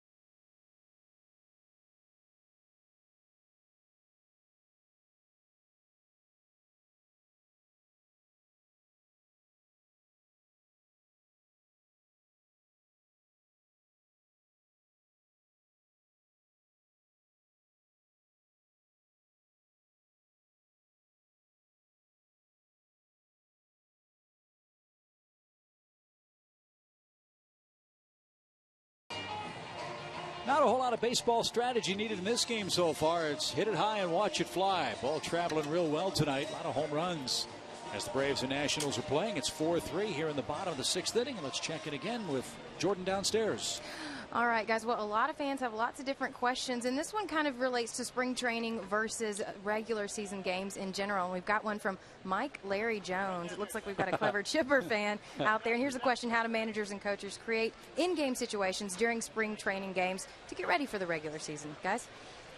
Tough. Jordan, for Mike Larry Jones, I would say one thing that comes to mind right away is the use of the bullpen sometimes. Instead of waiting for your closer to pitch the 9th inning when there might be a lot of subs in the game, they sometimes will bring in, and for the Braves case, Craig Kimbrell to pitch in maybe the 5th, 6th, or 7th inning so that he can face major league hitters that are in the lineup. That's one in-game adjustment they might make. Yeah, it is hard to create it because at the end of the game, usually when a lot of strategy, the last 3 innings of the game comes into play, you got most of your starters out of there, like you say. I noticed the Braves played the infield end to try to cut off a run at home in the 3rd or 4th inning last week. And you don't always do that. Maybe you do, but I've never really seen it till about the 6th on do you cut off runs. But it was a situation you don't know if it's going to come up at the end of the game, so you work on it at the beginning. Well, Jason Hayward, a long home run in his last at bat, gives him a 1 for 2 night tonight.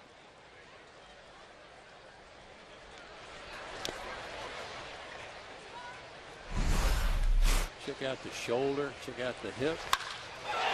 Everything closed, great extension, let his hands work. Picture perfect. And there you go again. This one down the right field line. And this one off the base of the wall. And Jason Hayward will slide late into second with a leadoff double. One thing I know Chipper Jones was saying in the Braves hitting sessions this winter was that the sound of the ball hitting the bat for Jason sounds a lot like it did 2 years ago again. Well, picture perfect swing again. His head's down. I think, you know, coming out of spring training, getting some confidence against lefties, I think will be a key for Jason. Two good at bats back to back there. You know what? If you look at his numbers last year, and I know that the shoulder thing happened in spring training. He said he felt a pop in spring training. But when I was looking at his month by month last year, he had 14 homers for the year. 7 of those came in March and April. And he had good numbers in March and April. Hit over 300. And then it was when it's like the shoulder then just couldn't hold up. Whatever happened to it when he heard that pop after the end of April, it went south on him. Never able to recover. David Ross takes a call, third strike for the first out. And Chipper Jones joins us downstairs. Chipper, let's talk about Jason Hayward. You worked a lot with him in the cage at Turner Field. Is Jason looking a little more like Jason of a couple years ago from your vantage point? He's getting there. He has, you know. he has. Wait. What was 5 sprints? I mean, what are we talking here? It was 8, by the way. Okay. Full out too, probably. Yeah. No, he has days where he looks good, such as tonight, and where he really, you know, looks competitive up there at the plate, and then he has other days where he looks like he, you know, regresses a little bit, and we just got to get that consistency back for him. And you know, it's like everybody else down here in spring training. It's, you know, it's knocking the rust off. He's doing a lot of things different, and you know, whenever that happens, there's going to be a little bit of inconsistency here at the start. Hayward broke toward third, got away with it. He's at third with 2 out. Chipper, a lot of it made about some comments you made a couple of days ago that certainly got a lot of headlines. Care to straighten that out for us? Well, we have a reporter in Atlanta that's a little overzealous with his, you know, trying to get the jump on everybody else. And you know, I don't deny making those comments. I deny the context in which they were, you know, reported, and the thing that really ticked me off was the fact that Dave wasn't there, you know, and he took it secondhand. He has my phone number. He can call and clarify whatever comments he hears, and he didn't choose to do so. And I said those things in jest. I was asked, you know, can I make it through the season with my knees? And I go, through the season?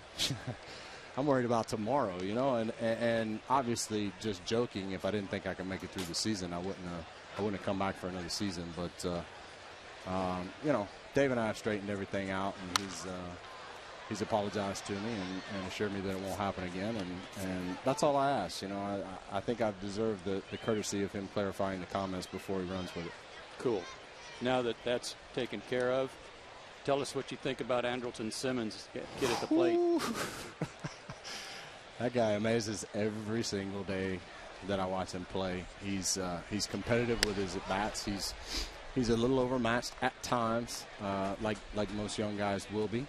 But he puts competitive at-bats out there, and he's major league ready defensively right now. As you saw tonight, he's got unbelievable range. He's hadn't really even showed off the arm yet. He's got a cannon for a right arm. So it's making this shortstop race a little interesting. Hey, Chipper, can you grab an oxygen tank and stick around for another half inning? Yeah, I'll go grab a glass of water and see you guys next time. All right, hang on. We'll be right back.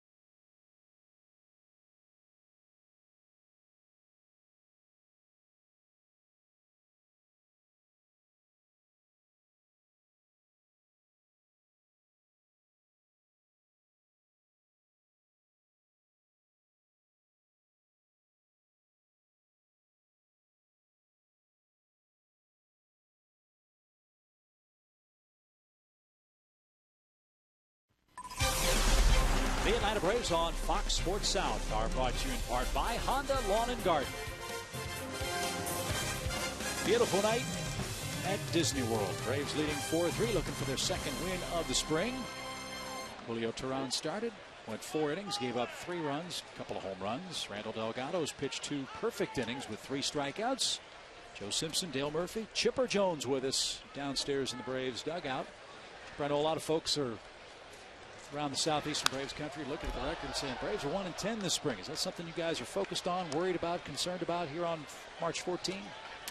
Well, we certainly want to turn that around. I don't particularly care how we're playing, the first week or 10 days of spring training. It's an individual sport down here. You're trying to do what you can individually to get yourself ready for April 5th whenever we start.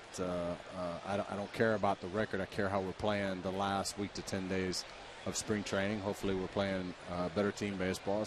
At least the games that I've played, it's been a little sloppy, not necessarily defensively, but on the mound has been it's been kind of spotty, and the amount of competitive at bats I've been a little disappointed in. But I think tonight, you get a guy like Strasburg out there on the mound, and everybody wants to strut their stuff against a guy who's got 3 dominant pitches, and you saw some really good at bats tonight.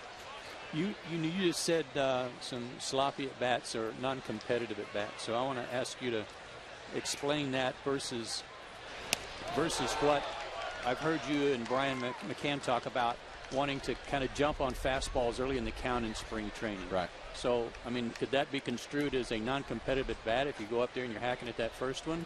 No, I don't think so. Well, it depends on the type of swing you put on that fastball. I mean, okay.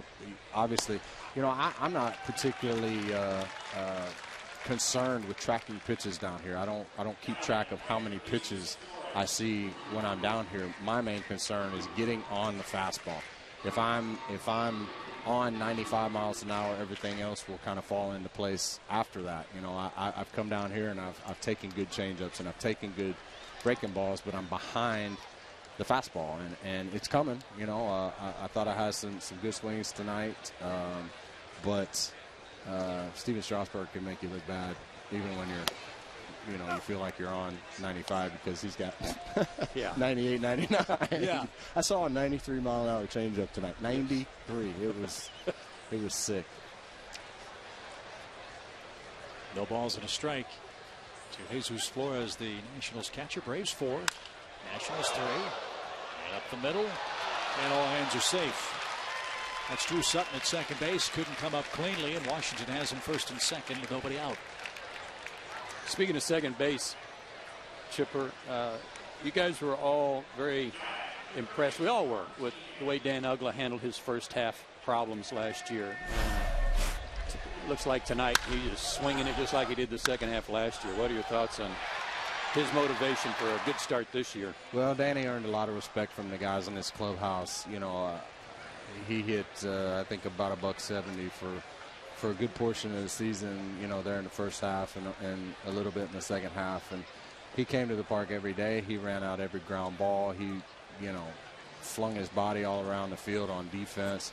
You couldn't tell if he went 0 for 4 or 4 for 4. And he gained a lot of respect from the guys. And, the type of second half that he had was a byproduct of him keeping his head up and going about his business every day, being confident in the fact that, if he worked hard, things were gonna get back to normal, and they finally did for him. Hey, Chipper, this winter I read something you said that I thought was really interesting, and maybe you could. Is that Murph? Yeah, it is. Murph, what's going on, buddy? I'm trying to sneak in here. You said something that really hit home to me. At the beginning of your career, the game's real fast. In the middle of your career, game slows down. Right. And at the end of your career, it speeds up again. Yeah. Talk about that. I really could relate to that. I couldn't make that adjustment at the end of my career, but I thought that was a great way of saying it. Well, I'm having trouble with it, Murph. It's when you first get here, the speed of this game is unlike anything you've ever seen. You got to do things so much faster than you did down in the minor leagues, and it's just a different pace. And then you get used to it, and the game slows down. You get used to it, and it's almost like playing slow pitch softball when you're at your peak. Now, when you get in your late 30s and soon to be 40 years old, first base gets farther away from third base, that throw is a lot longer. It seems like everybody throws a million now. The pitcher's mound seems to get closer to home plate. But it's just another adjustment that you have to make during the course of your career. You get called up, and you better make adjustments, or else you're not going to be here very long. Then you get into your peak where, you know, you're tracking balls pretty good. You're up with the speed of the game, and you got to make adjustments every day to what pitchers are doing to you. You got to make adjustments on defense, and now, you know, that things have sped up again. Maybe it's time to go to a ounce lighter bat. You know, maybe it's time you take a step in on defense. It may cut your range down, but it allows you to make plays, and all those things come into play. And I'm kind of getting a feel for it again this spring.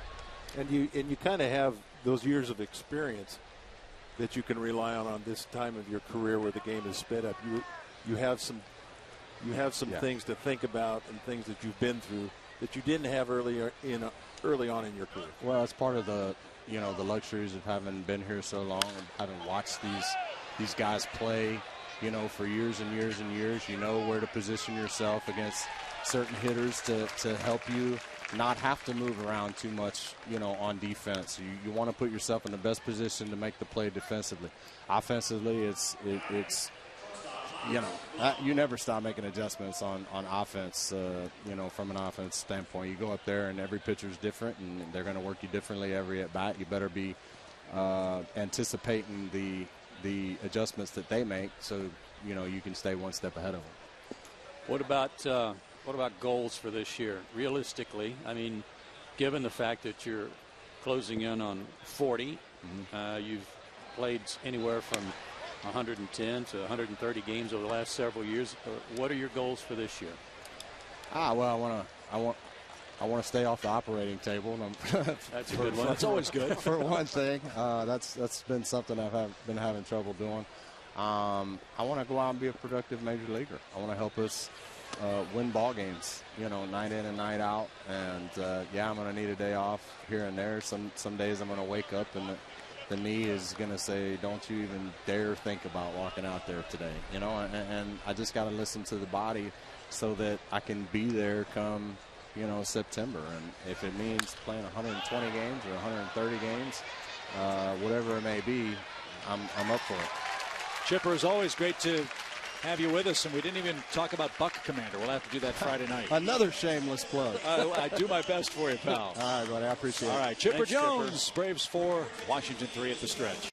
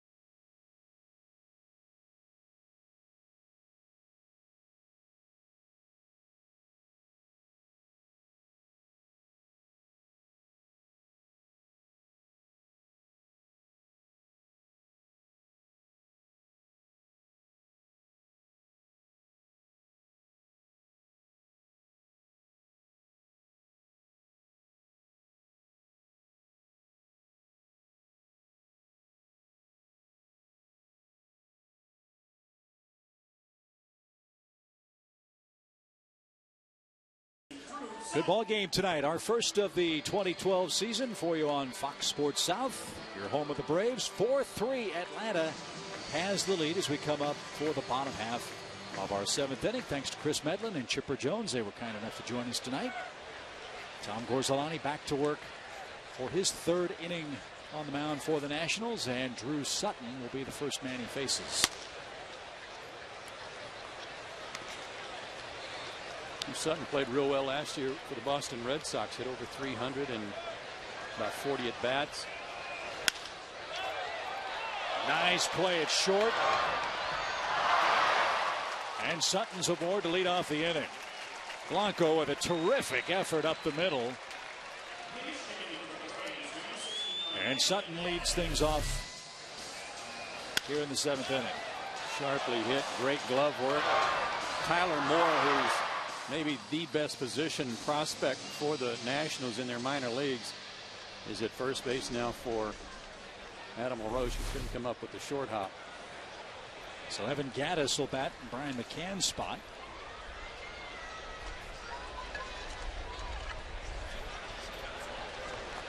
Atlanta trying to extend a 4-3 7th inning lead. Isn't this, Joe, where the rookie hazing comes into effect? Yeah, middle of the 7th. Yeah, right about now. Murph, tell us all about Gaddis. I think he may be the most interesting man in the world. He has got a story. I haven't finished reading it yet. It's a big one. He really does have an interesting He was out of story. baseball for 3 or 4 years, wasn't he? Yes. That's about all I got. You guys sent me on a wild goose chase for some chocolate chip cookies that didn't exist. Yeah, like the keys to the batter's box. Yeah. But Dave O'Brien of the AJC wrote a real good story you're talking about with this guy. Pull for him. Slow roller, and all Gorzolani can do is put that in his back pocket.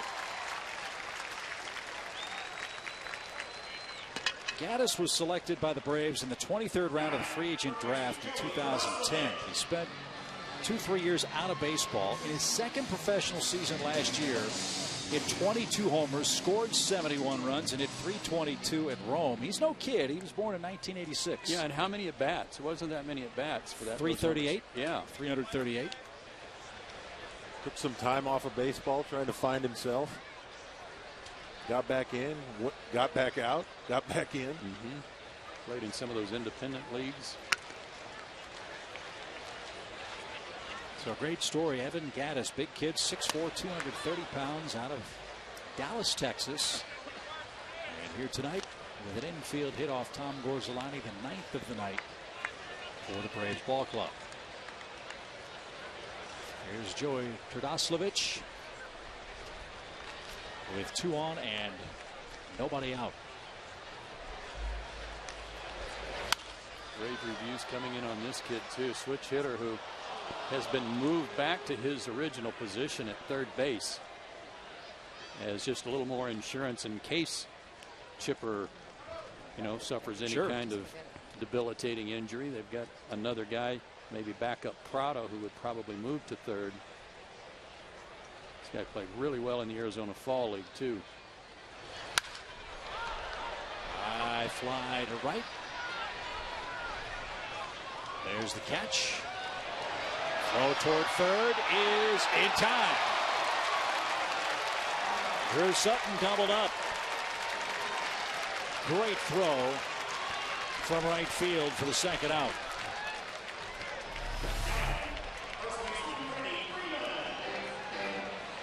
Not sure if that's still Yuri Perez. If it is, he made a great throw. Get a good look at it here. I thought there was a chance he snuck in under this tag. Maybe not. Perfect throw. And 2 outs for Freddie Freeman. Off his thumbs and headed toward the berm for a quick strike. Just getting back to Chipper for a second. The Braves have the luxury of having another hitting coach. Yeah. With Chipper. Yeah. He's always talking hitting with guys. And, great hitter, obviously, but can coach it as well. No balls, 2 strikes. Well, he can break a swing down as quick as anybody in terms of being able to just observe and watch a guy swing and offer something constructive.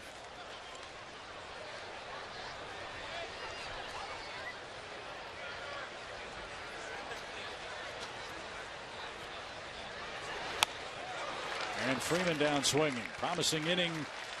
Bears no fruit for the Braves. Couple of infield hits, and we're through 7.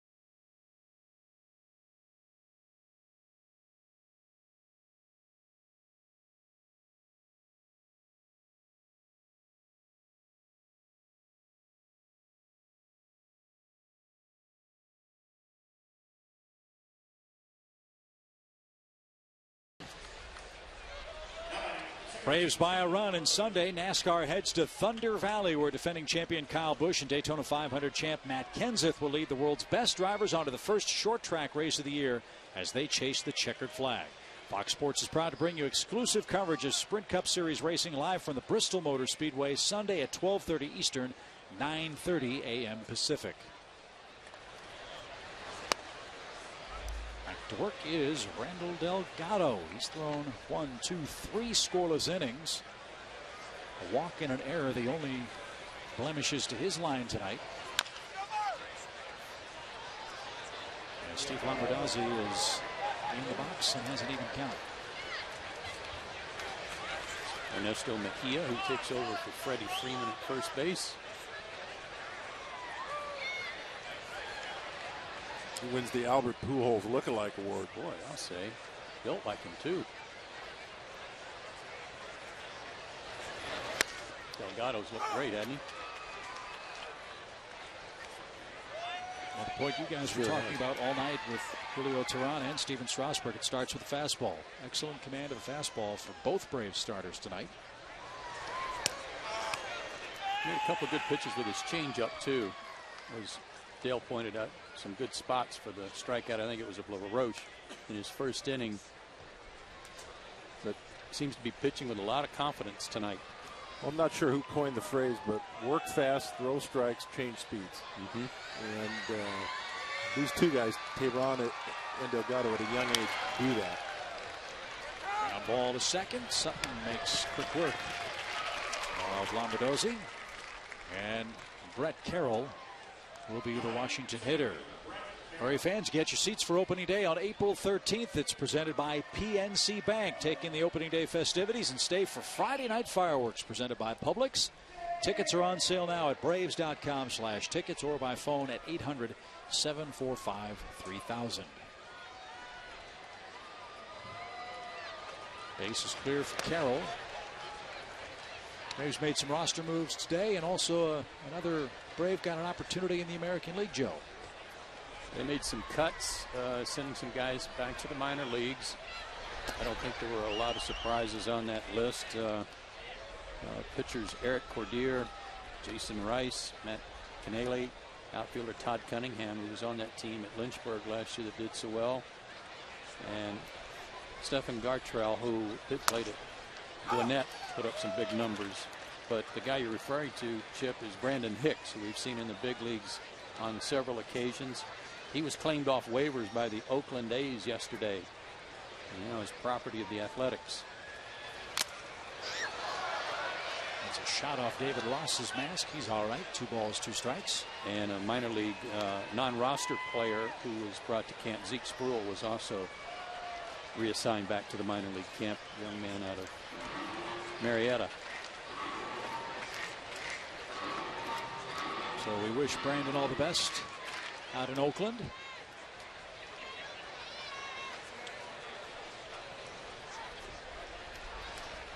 As Carroll awaits a 2-2 pitch.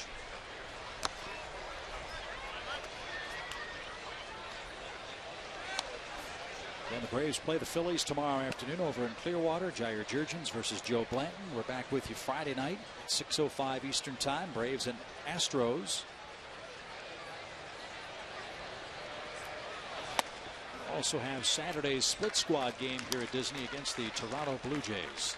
That's a 1:05 start, so we hope you'll join us. And here's Tyler Moore. A lot of long balls tonight. Been kind of fun to watch that.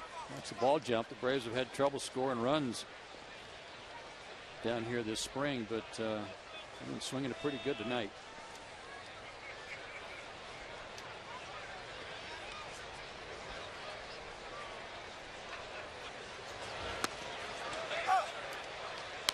Good to see Jason Hayward really give 3 solid at bats. Got jammed on that first one, but you know, as we could see that, as we talked about, it's not a bad thing. I don't really think he feels bad about that at bat. And then hitting 2 rockets after that. And you know what? That's a good point, Dale, because last year, if he got jammed his first at bat, then the subsequent at bats, we might have seen some of those off the end of the bat rollers to the right side to make sure that that didn't happen again. Worried about getting jammed again. That didn't happen tonight, and he hit a couple of rockets. And Tyler Moore takes call 3rd strike. Pride of Mississippi State. 2 out. And here's a look at that next at bat, Dale. Woo. Yeah, that's vicious.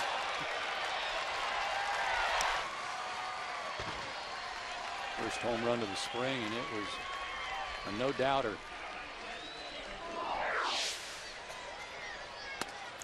Well, you mentioned something, Joe. I didn't realize his shoulder problems actually started that early in the year. He said it happened in a swing. I believe it was in a swing in spring training that didn't really manifest itself to such soreness that it affected his swing for a while. I mean, he had a great March and April, and then all of a sudden it was just too much. The wear and tear of the first month of the season really caused a problem. Well, I remember battling through a few injuries, but I remember particularly having a little shoulder issue, and it really messed up my swing. And sometimes you can have a few leg issues, and your hands bother you a little bit, but that shoulder has so much stress on it that if it's hurting you mentally, it hurts you before the swing even starts, because you're thinking about it. Here it comes. And you start making adjustments, and that will get you going the wrong direction. Line drive left center field off the bat of Chad Tracy. And that's going to bring home Carroll, and that's going to tie this game at 4. Big night for Chad Tracy. He's knocked in 3 runs, and fellas, we mentioned Washington looking to upgrade its bench. Tracy's got some pop and knows how to drive in a big league run. Well, especially from the left-handed side of the plate, and he's going to provide some of that. Rick Ankiel has been on the shelf. He's had a little bit of a hamstring problem. He's in camp as a returning Washington National, but on a minor league contract, and you figure him to play a lot of center field. But he just Davey Johnson wanted some veteran presence on his bench that he didn't have last year, and guys like Tracy and Jason Michael, certainly Mark DeRosa, Jesus Flores, his backup catcher, those are good backups. And here is Michaels batting in the 8th inning. Michaels has seen some time with the Phillies, the Indians, now trying to catch on in Washington.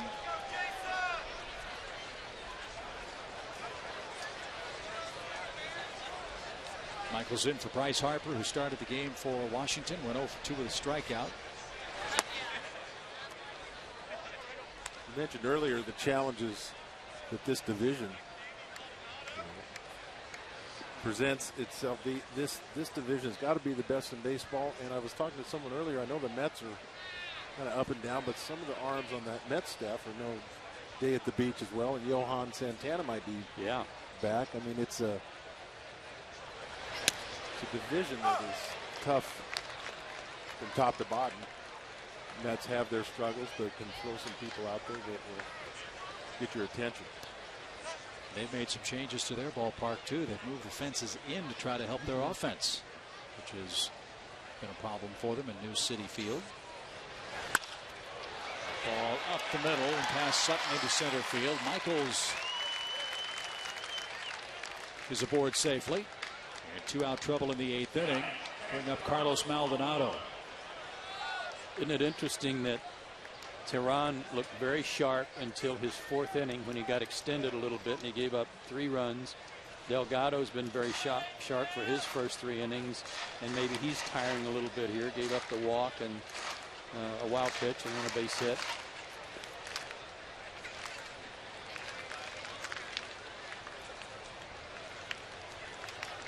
These pitchers, all a process of building up arm strength and conditioning. The breaking ball has Maldonado behind in the count. Strike 1. Well, Teron gave up a couple home runs and got out of that inning. And this will give Randall Delgado a chance to create a little situation where he's going to have to pitch out of a jam.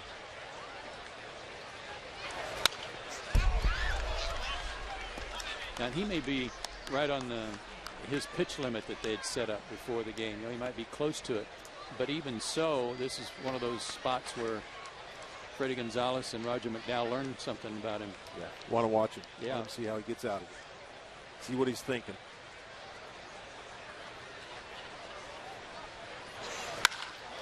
His 61st pitch of the night is driven deep toward right center field, and that's going to bounce off the warning track and over the fence for a double.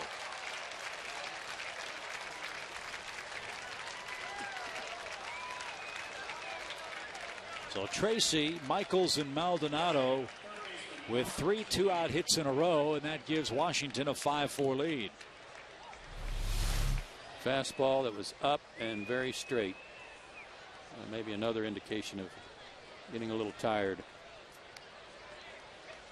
Anywhere but there. 0-2. Like to see that ball about 6 inches higher, foot higher. You like to be aggressive. You want to be in the strike zone.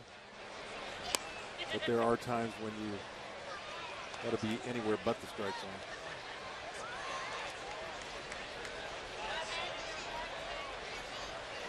So the Nationals lead for the first time tonight. Tehan ahead in the count. 2 balls, no strikes.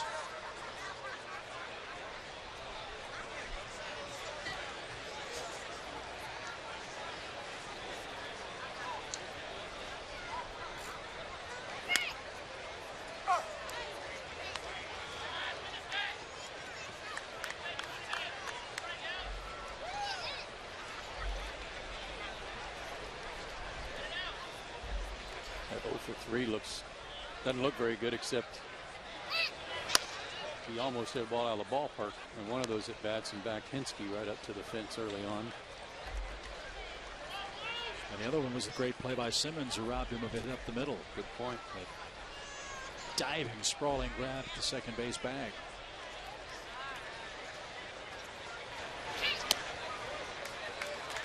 Four straight have reached with 2 outs, and the bases are loaded. And Roger McDowell will make his way to the mound for the first time tonight. You're right. He's got a lot more giddy up in that jog to the mound this year. Well, he said the first time he went out this spring, he actually started to run. He didn't really think about it. He was a little different running. I didn't realize that Roger actually told me that the league has actually asked pitching coaches to jog. Really? He says we don't all do it, but they have asked us to speed things up. A lot of times they're going out there to give the guy in the bullpen a little time, but it's one of those things they've put a lot of study in to try to figure out how to speed the game up, and I don't know if that's as big a deal as they're making it. but he has said that they've asked them to jog. Yuri Perez. Bases loaded, 2 outs.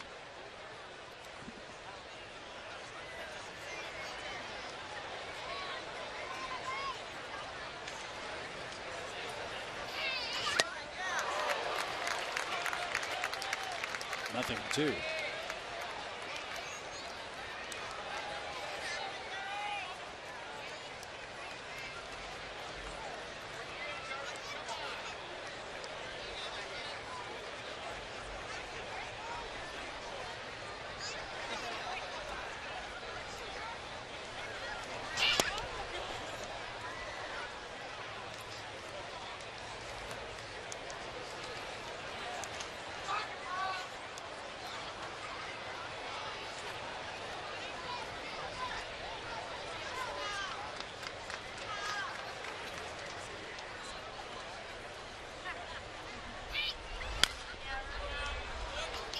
Perez stays alive.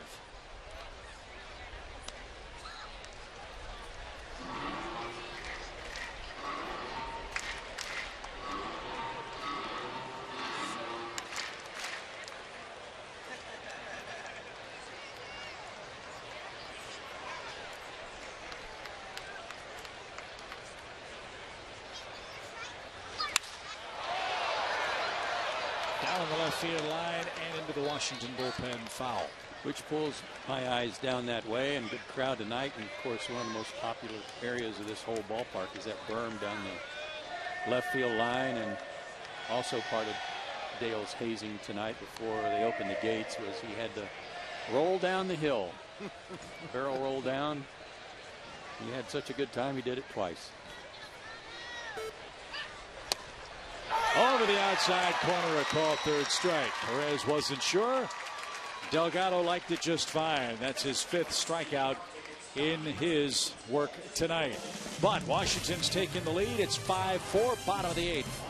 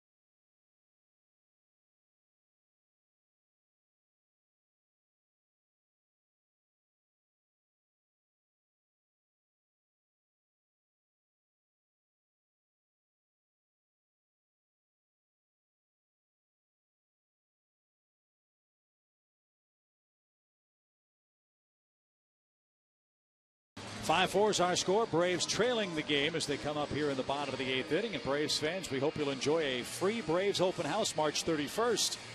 Fans will be able to enjoy free Scouts Alley games, clubhouse tours, and kids can run the bases. The Braves will also host a Waffle House charity breakfast served by Braves alumni. Visit Braves.com/open house for more details.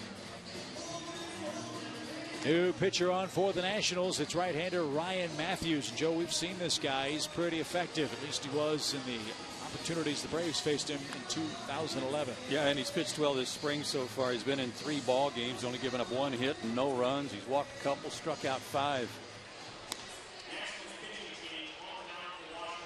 Numbers from last year. Excellent ERA. A few more walks than he would like, but a good arm. And a new battery mate for him. Carlos Maldonado's in behind the plate for the Washington club, leading 5-4 in the 8th inning. Now the guest joining us downstairs, Braves pitching coach Roger McDowell. Roger, happy spring. Thanks, Chip. How are you? I'm doing great. How's the knee? Everything's well, thanks to Joe and his wife's great recommendation. Well, we noticed you had a real good hop in your step going to the mound a minute ago. We had a clock on you. Yeah, it was kind of like the clock on Huddy when he hit the home run off Romero last year. We'll evaluate what you saw on the mound tonight. I thought both of them were very good. Obviously Teron and Delgado fighting for that 5th spot in the rotation, and I thought both of them pitched very well. They pretty much commanded their fastball to both sides of the plate. They were ahead for the most part. Damage control was very good, I thought, and they were able to throw their secondary pitch behind in the count, and made the infielders make plays, put the ball in play, and didn't have a whole lot of downtime. Wow, Jordan Perez, deep left center and off the scoreboard. Gotta hope. That was crushed.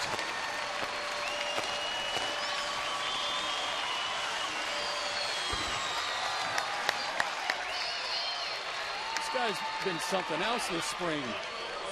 He's now 6 for 14, has a triple and a home run. That ball jumped off his bat. If I remember correctly, he's the one that broke up the no-hitter opening day. Yes, he was. Opening day here, actually. Back to the pitching real quick, Roger. Any coincidence of the fact that both the guys, Teron and Delgado, gave up runs in their 4th inning, maybe when they're running a little low on Petro? Well, there may be something to that, Joe. We are getting into the latter stages of spring training, getting their innings built up, and their 4th inning was their last inning, and it might have been a little bit of when you get that runner on 3rd and you get the first out and 2 outs, and I'm not saying there's a letdown, but maybe a little sigh of relief and maybe some relaxation. But I thought overall they did very, very well in getting their pitch count to where we need it to be, getting the innings in and able to complete those 4 innings so that next time we can hopefully get to 5. Let's talk about 3 other starters on this staff, Roger, is Jose Costanza, slow roller, and Matthews touched the ball in fair territory, and that'll be an infield hit. And Matthews upset with himself. Let's first talk about Jair Jurgens. How's he looked this spring? How's his knee? And has there been any effect on his arm as a result of the knee injury? You know what? There hasn't been any indication of any type of pain or discomfort. JJ's had a brace outfitted for him to where he wears that when he pitches and does the fundamentals that we do. The running, I think he's brace free, but he has not had any pain in the knee. He's been healthy throughout from the start. He's been able to do all the activities and all the PFPs and all the drill work that we do. So that hasn't been a problem. We've altered some of his delivery a little bit to where we're trying to take some of the pressure off of that knee, so that it's not something that is in the back of his mind when he's out there. So it's still a little bit of a work in progress. I know that he was not happy with this last outing, and rightfully so. I mean, a lot of balls, a lot of behind in the counts, and it's something that we worked on in last bullpen that he worked on with Dave Wallace. We were on the road, and he had a real good bullpen yesterday, and hopefully tomorrow will be a good day. He's not the only man with a different looking delivery. Tommy Hansen has made news with a different look to his windup. How's he and how's his shoulder? Same thing. No problems for Tommy. And as you said, a couple of weeks before the camp started in Atlanta, Tommy wanted to make an adjustment in his delivery, and we did it. And something that he bought into and wanted to. Wow. How about that swing from David Ross? That was almost in Maldonado's glove. And he was able to put the ball in play and move Costanza up 90 feet. But Tommy's gotten real comfortable with it. It's not something that is uncomfortable for him. He's able to make pitches.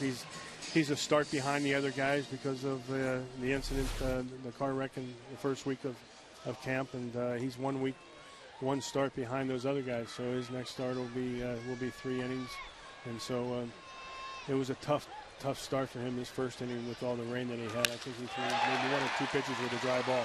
Durango shot to left. Costanza flies around third, and he'll score standing up and without a throw. Roger, you should join us more often. Yeah, I don't know if I'll be able to stay out here for all 9. Maybe just on the offensive side we can do this. These guys vying for a backup outfield spot have had a good inning. Home run from Peraz, infield hit for Costanza, and now Louis Durango.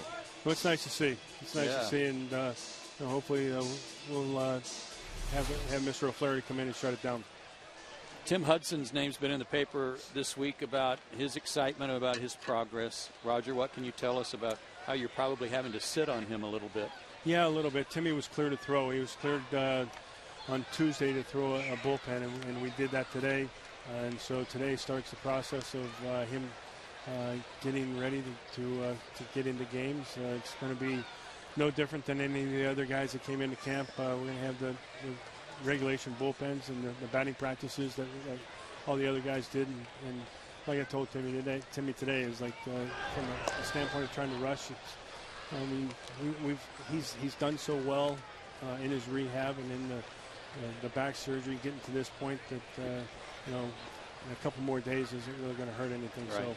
So it's really a joy to see him out on the mound. So I mean, as you guys know what he does and how much he competes.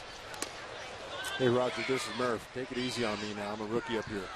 Hey, you're gonna have another wedding. I understand. Yeah, that's right. Yeah. That's right. Yeah. Thank you. That's good. That's congratulations. Thank you. That was a special moment. I was going to ask you. You mentioned to me that the league has actually asked the pitching coaches to jog out to the mound, no more walking, or has that been there? I mean, the pace of the game. They're trying to do a pace of the game type thing where, when the pitching coach goes out, and obviously you're allowed a trip before the manager comes out, and each inning you're allowed a trip, and so they're trying to speed up the pace of the game and do things so that you're not wasting a lot of time, and hopefully have your pitchers ready in the bullpen. So. My hitch is a little bit better this year. I'm still working on it. But as you know, Murph, with your knees, it's a great thing to be able to actually walk up the stairs and not hurt. Yeah, I think you and I are ready for a foot race. You ready? Well, yeah. I mean, our feet can race all they want. It's the rest of us that's got it going. Yeah, I hear you. I hear you, Raj. 1 ball, 1 strike. As Andrelton Simmons, this kid's been the talk of camp of late, hasn't he, Raj? Yeah, he has. I mean, all the indications of him coming in, and we talked about his defense and what a defensive whiz he was, and we've seen it tonight, and we've seen it throughout the spring. So it's really nice to see. Make you kind of wish that they had put him in the pen or made a pitcher out of him the way they drafted him when you see his arm. Yeah, I don't know. There's a lot of competition down there right now. I don't know how he'd do it. I know. He throws pretty well, but as you know, and Murph, you know that throwing and throwing strikes is a little different. Is a little different animal. Well, Raj, let's get a win tonight. I know you guys are chomping at the bit to pick up the second one of the spring schedule, and it's been a fun game to watch so far tonight. Good to see you. All right, thanks a lot, guys. Thanks, Raj. Braves pitching coach Roger McDowell. We'll see him again here on Friday night. And I thought he made a good point. Spring training numbers are what they are, but damage control, controlling the fastball, all the things that we were talking about and looking for from these young pitchers that the Braves have thrown out there tonight. Roger feels like that happened for Julio Teron and Randall Delgado. Huge lead for Durango. We've been talking about this competition at shortstop all night. Let's take a look at some of the numbers for both Pasternicki and Simmons to this point. Pasternicki a couple more games, had a rough start offensively. Not as many at bats for Simmons, who has a base hit tonight, 1 for 4.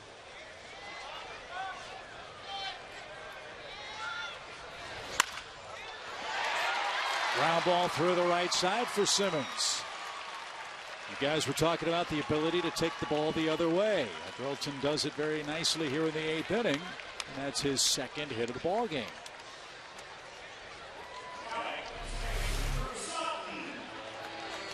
Well, you put a good swing on it. If you're a little behind, it's okay as long as it's a good swing. You dip a little bit, you're going to pop it up. But you put a good swing, you hit the ball the other way through that hole. You can hit the ball to all fields. I thought it was interesting at the beginning of the inning. We got the lead runner on, then we hit and run with David Ross. I think I read Freddie wants to hit and run a little bit more down here in spring training, get the guys ready for that thought process during the season, maybe a little more often. And a lot of that goes to your material. If you've got guys that can run, if you've got guys that can handle the bat, you're certainly willing to do that more often. And Freddie wants, you're right. Or if he does want to do that more often. Well, it'll help the Braves manufacture a second run in this inning. They've taken the lead back from Washington, 6-5. They've done this work against Ryan Matthews. Steven Strasburg started for the Nationals, gave up 4 runs in his 4 innings. Only 1 strikeout for Strasburg. Tom Gorzelani came in, pitched 3 very tough innings, struck out 5 men, pitched in and out of trouble all night. But Matthews has been torched for a couple of runs, 4 hits now. And Louis Durango's giving him fits. He's paid a lot of attention to him on the base paths in this Atlanta 8th. And that's one of the things speed does. It gives the pitcher something else to think about. Any kind of disruption to the pitcher increases his chances of making a bad pitch.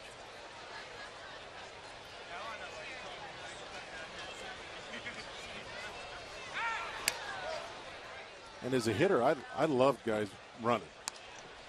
I love a lot of spots. Opens up a lot of spots, especially a situation like this. I'm sure, maybe here, maybe it goes to 3-1.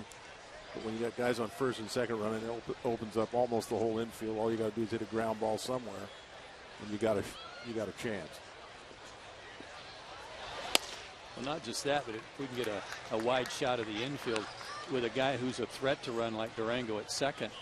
Blanco, the shortstop, got to respect that, and he's taken out of position by trying to hold him close. And there's a lot of room on the left side. Big hole between short and third. And here is that 3-1 count. This would be a great chance to get these guys going. Sutton took it. Now it's full. 3-1. Now to 3-2.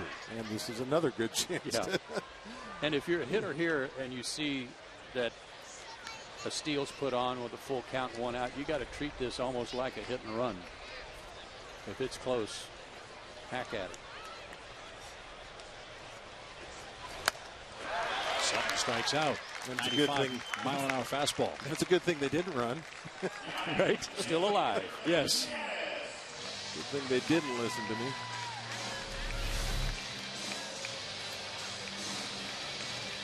Pretty live fastball from Matthews there.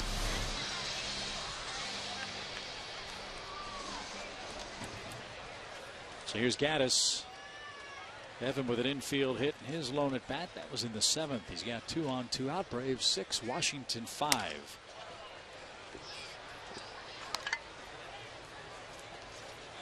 Eric O'Flaherty. You heard Roger McDowell mention his name a moment ago. He'll come on and try to finish things off. He had a pretty good year last year.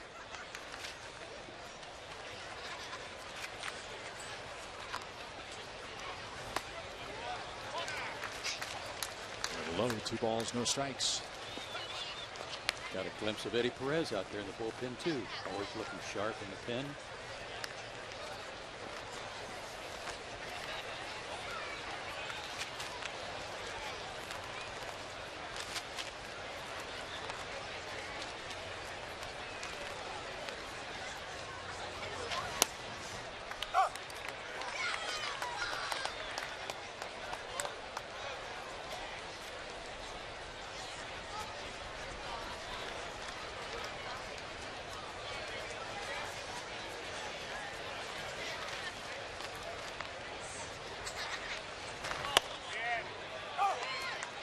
This guy's just like every other ball club. They bring 2 or 3 guys out of the bullpen, if not more than that, throwing at least 93, 94.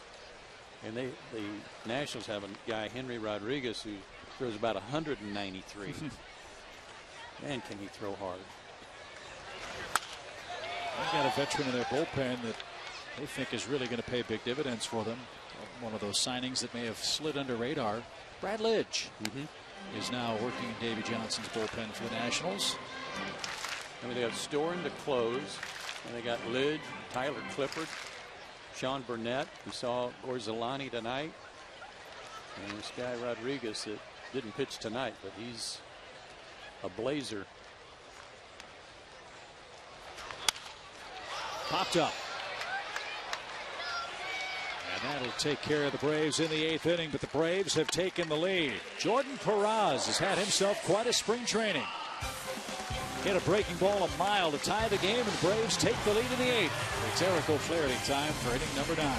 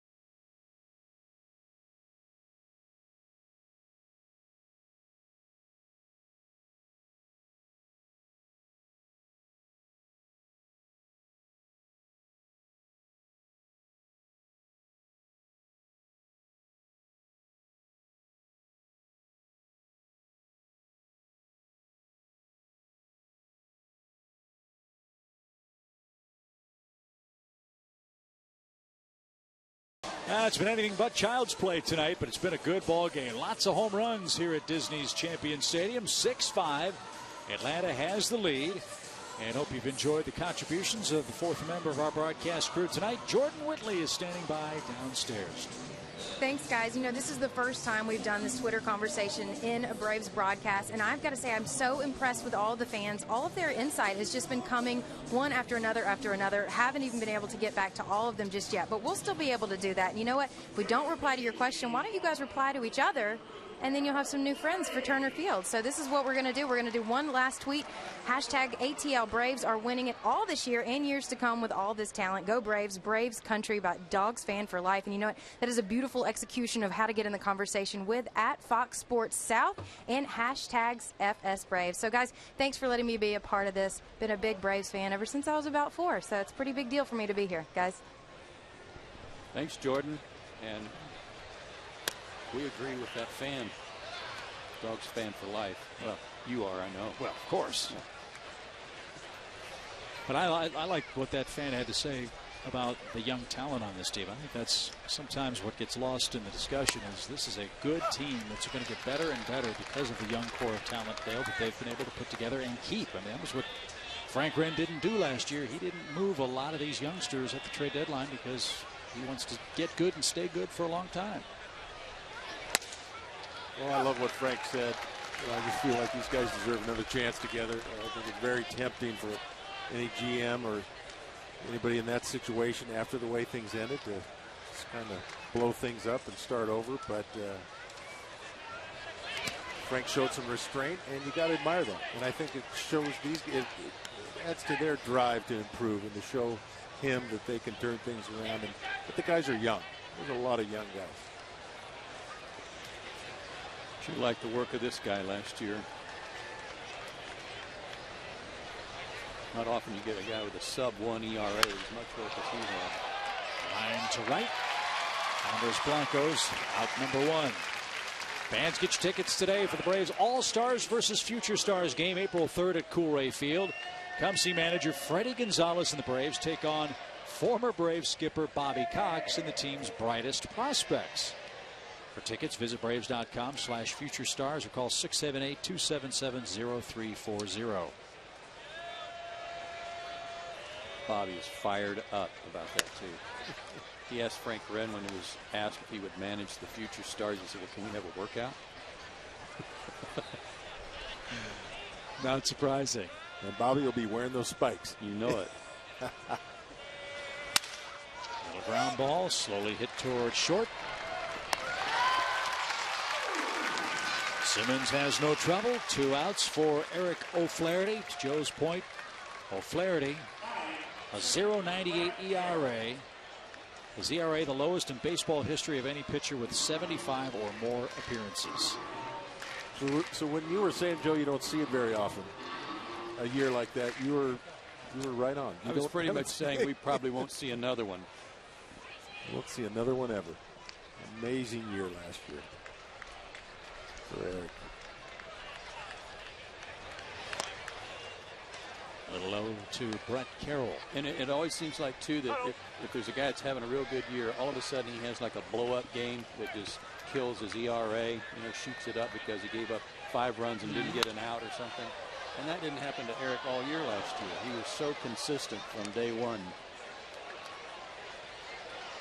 It's impressive. Obviously, being left-handed, he's got the advantage against left-handers, but right-handers seem to have a real tough time picking up his pitch. He's got a cutter that comes in. Ball's always moving.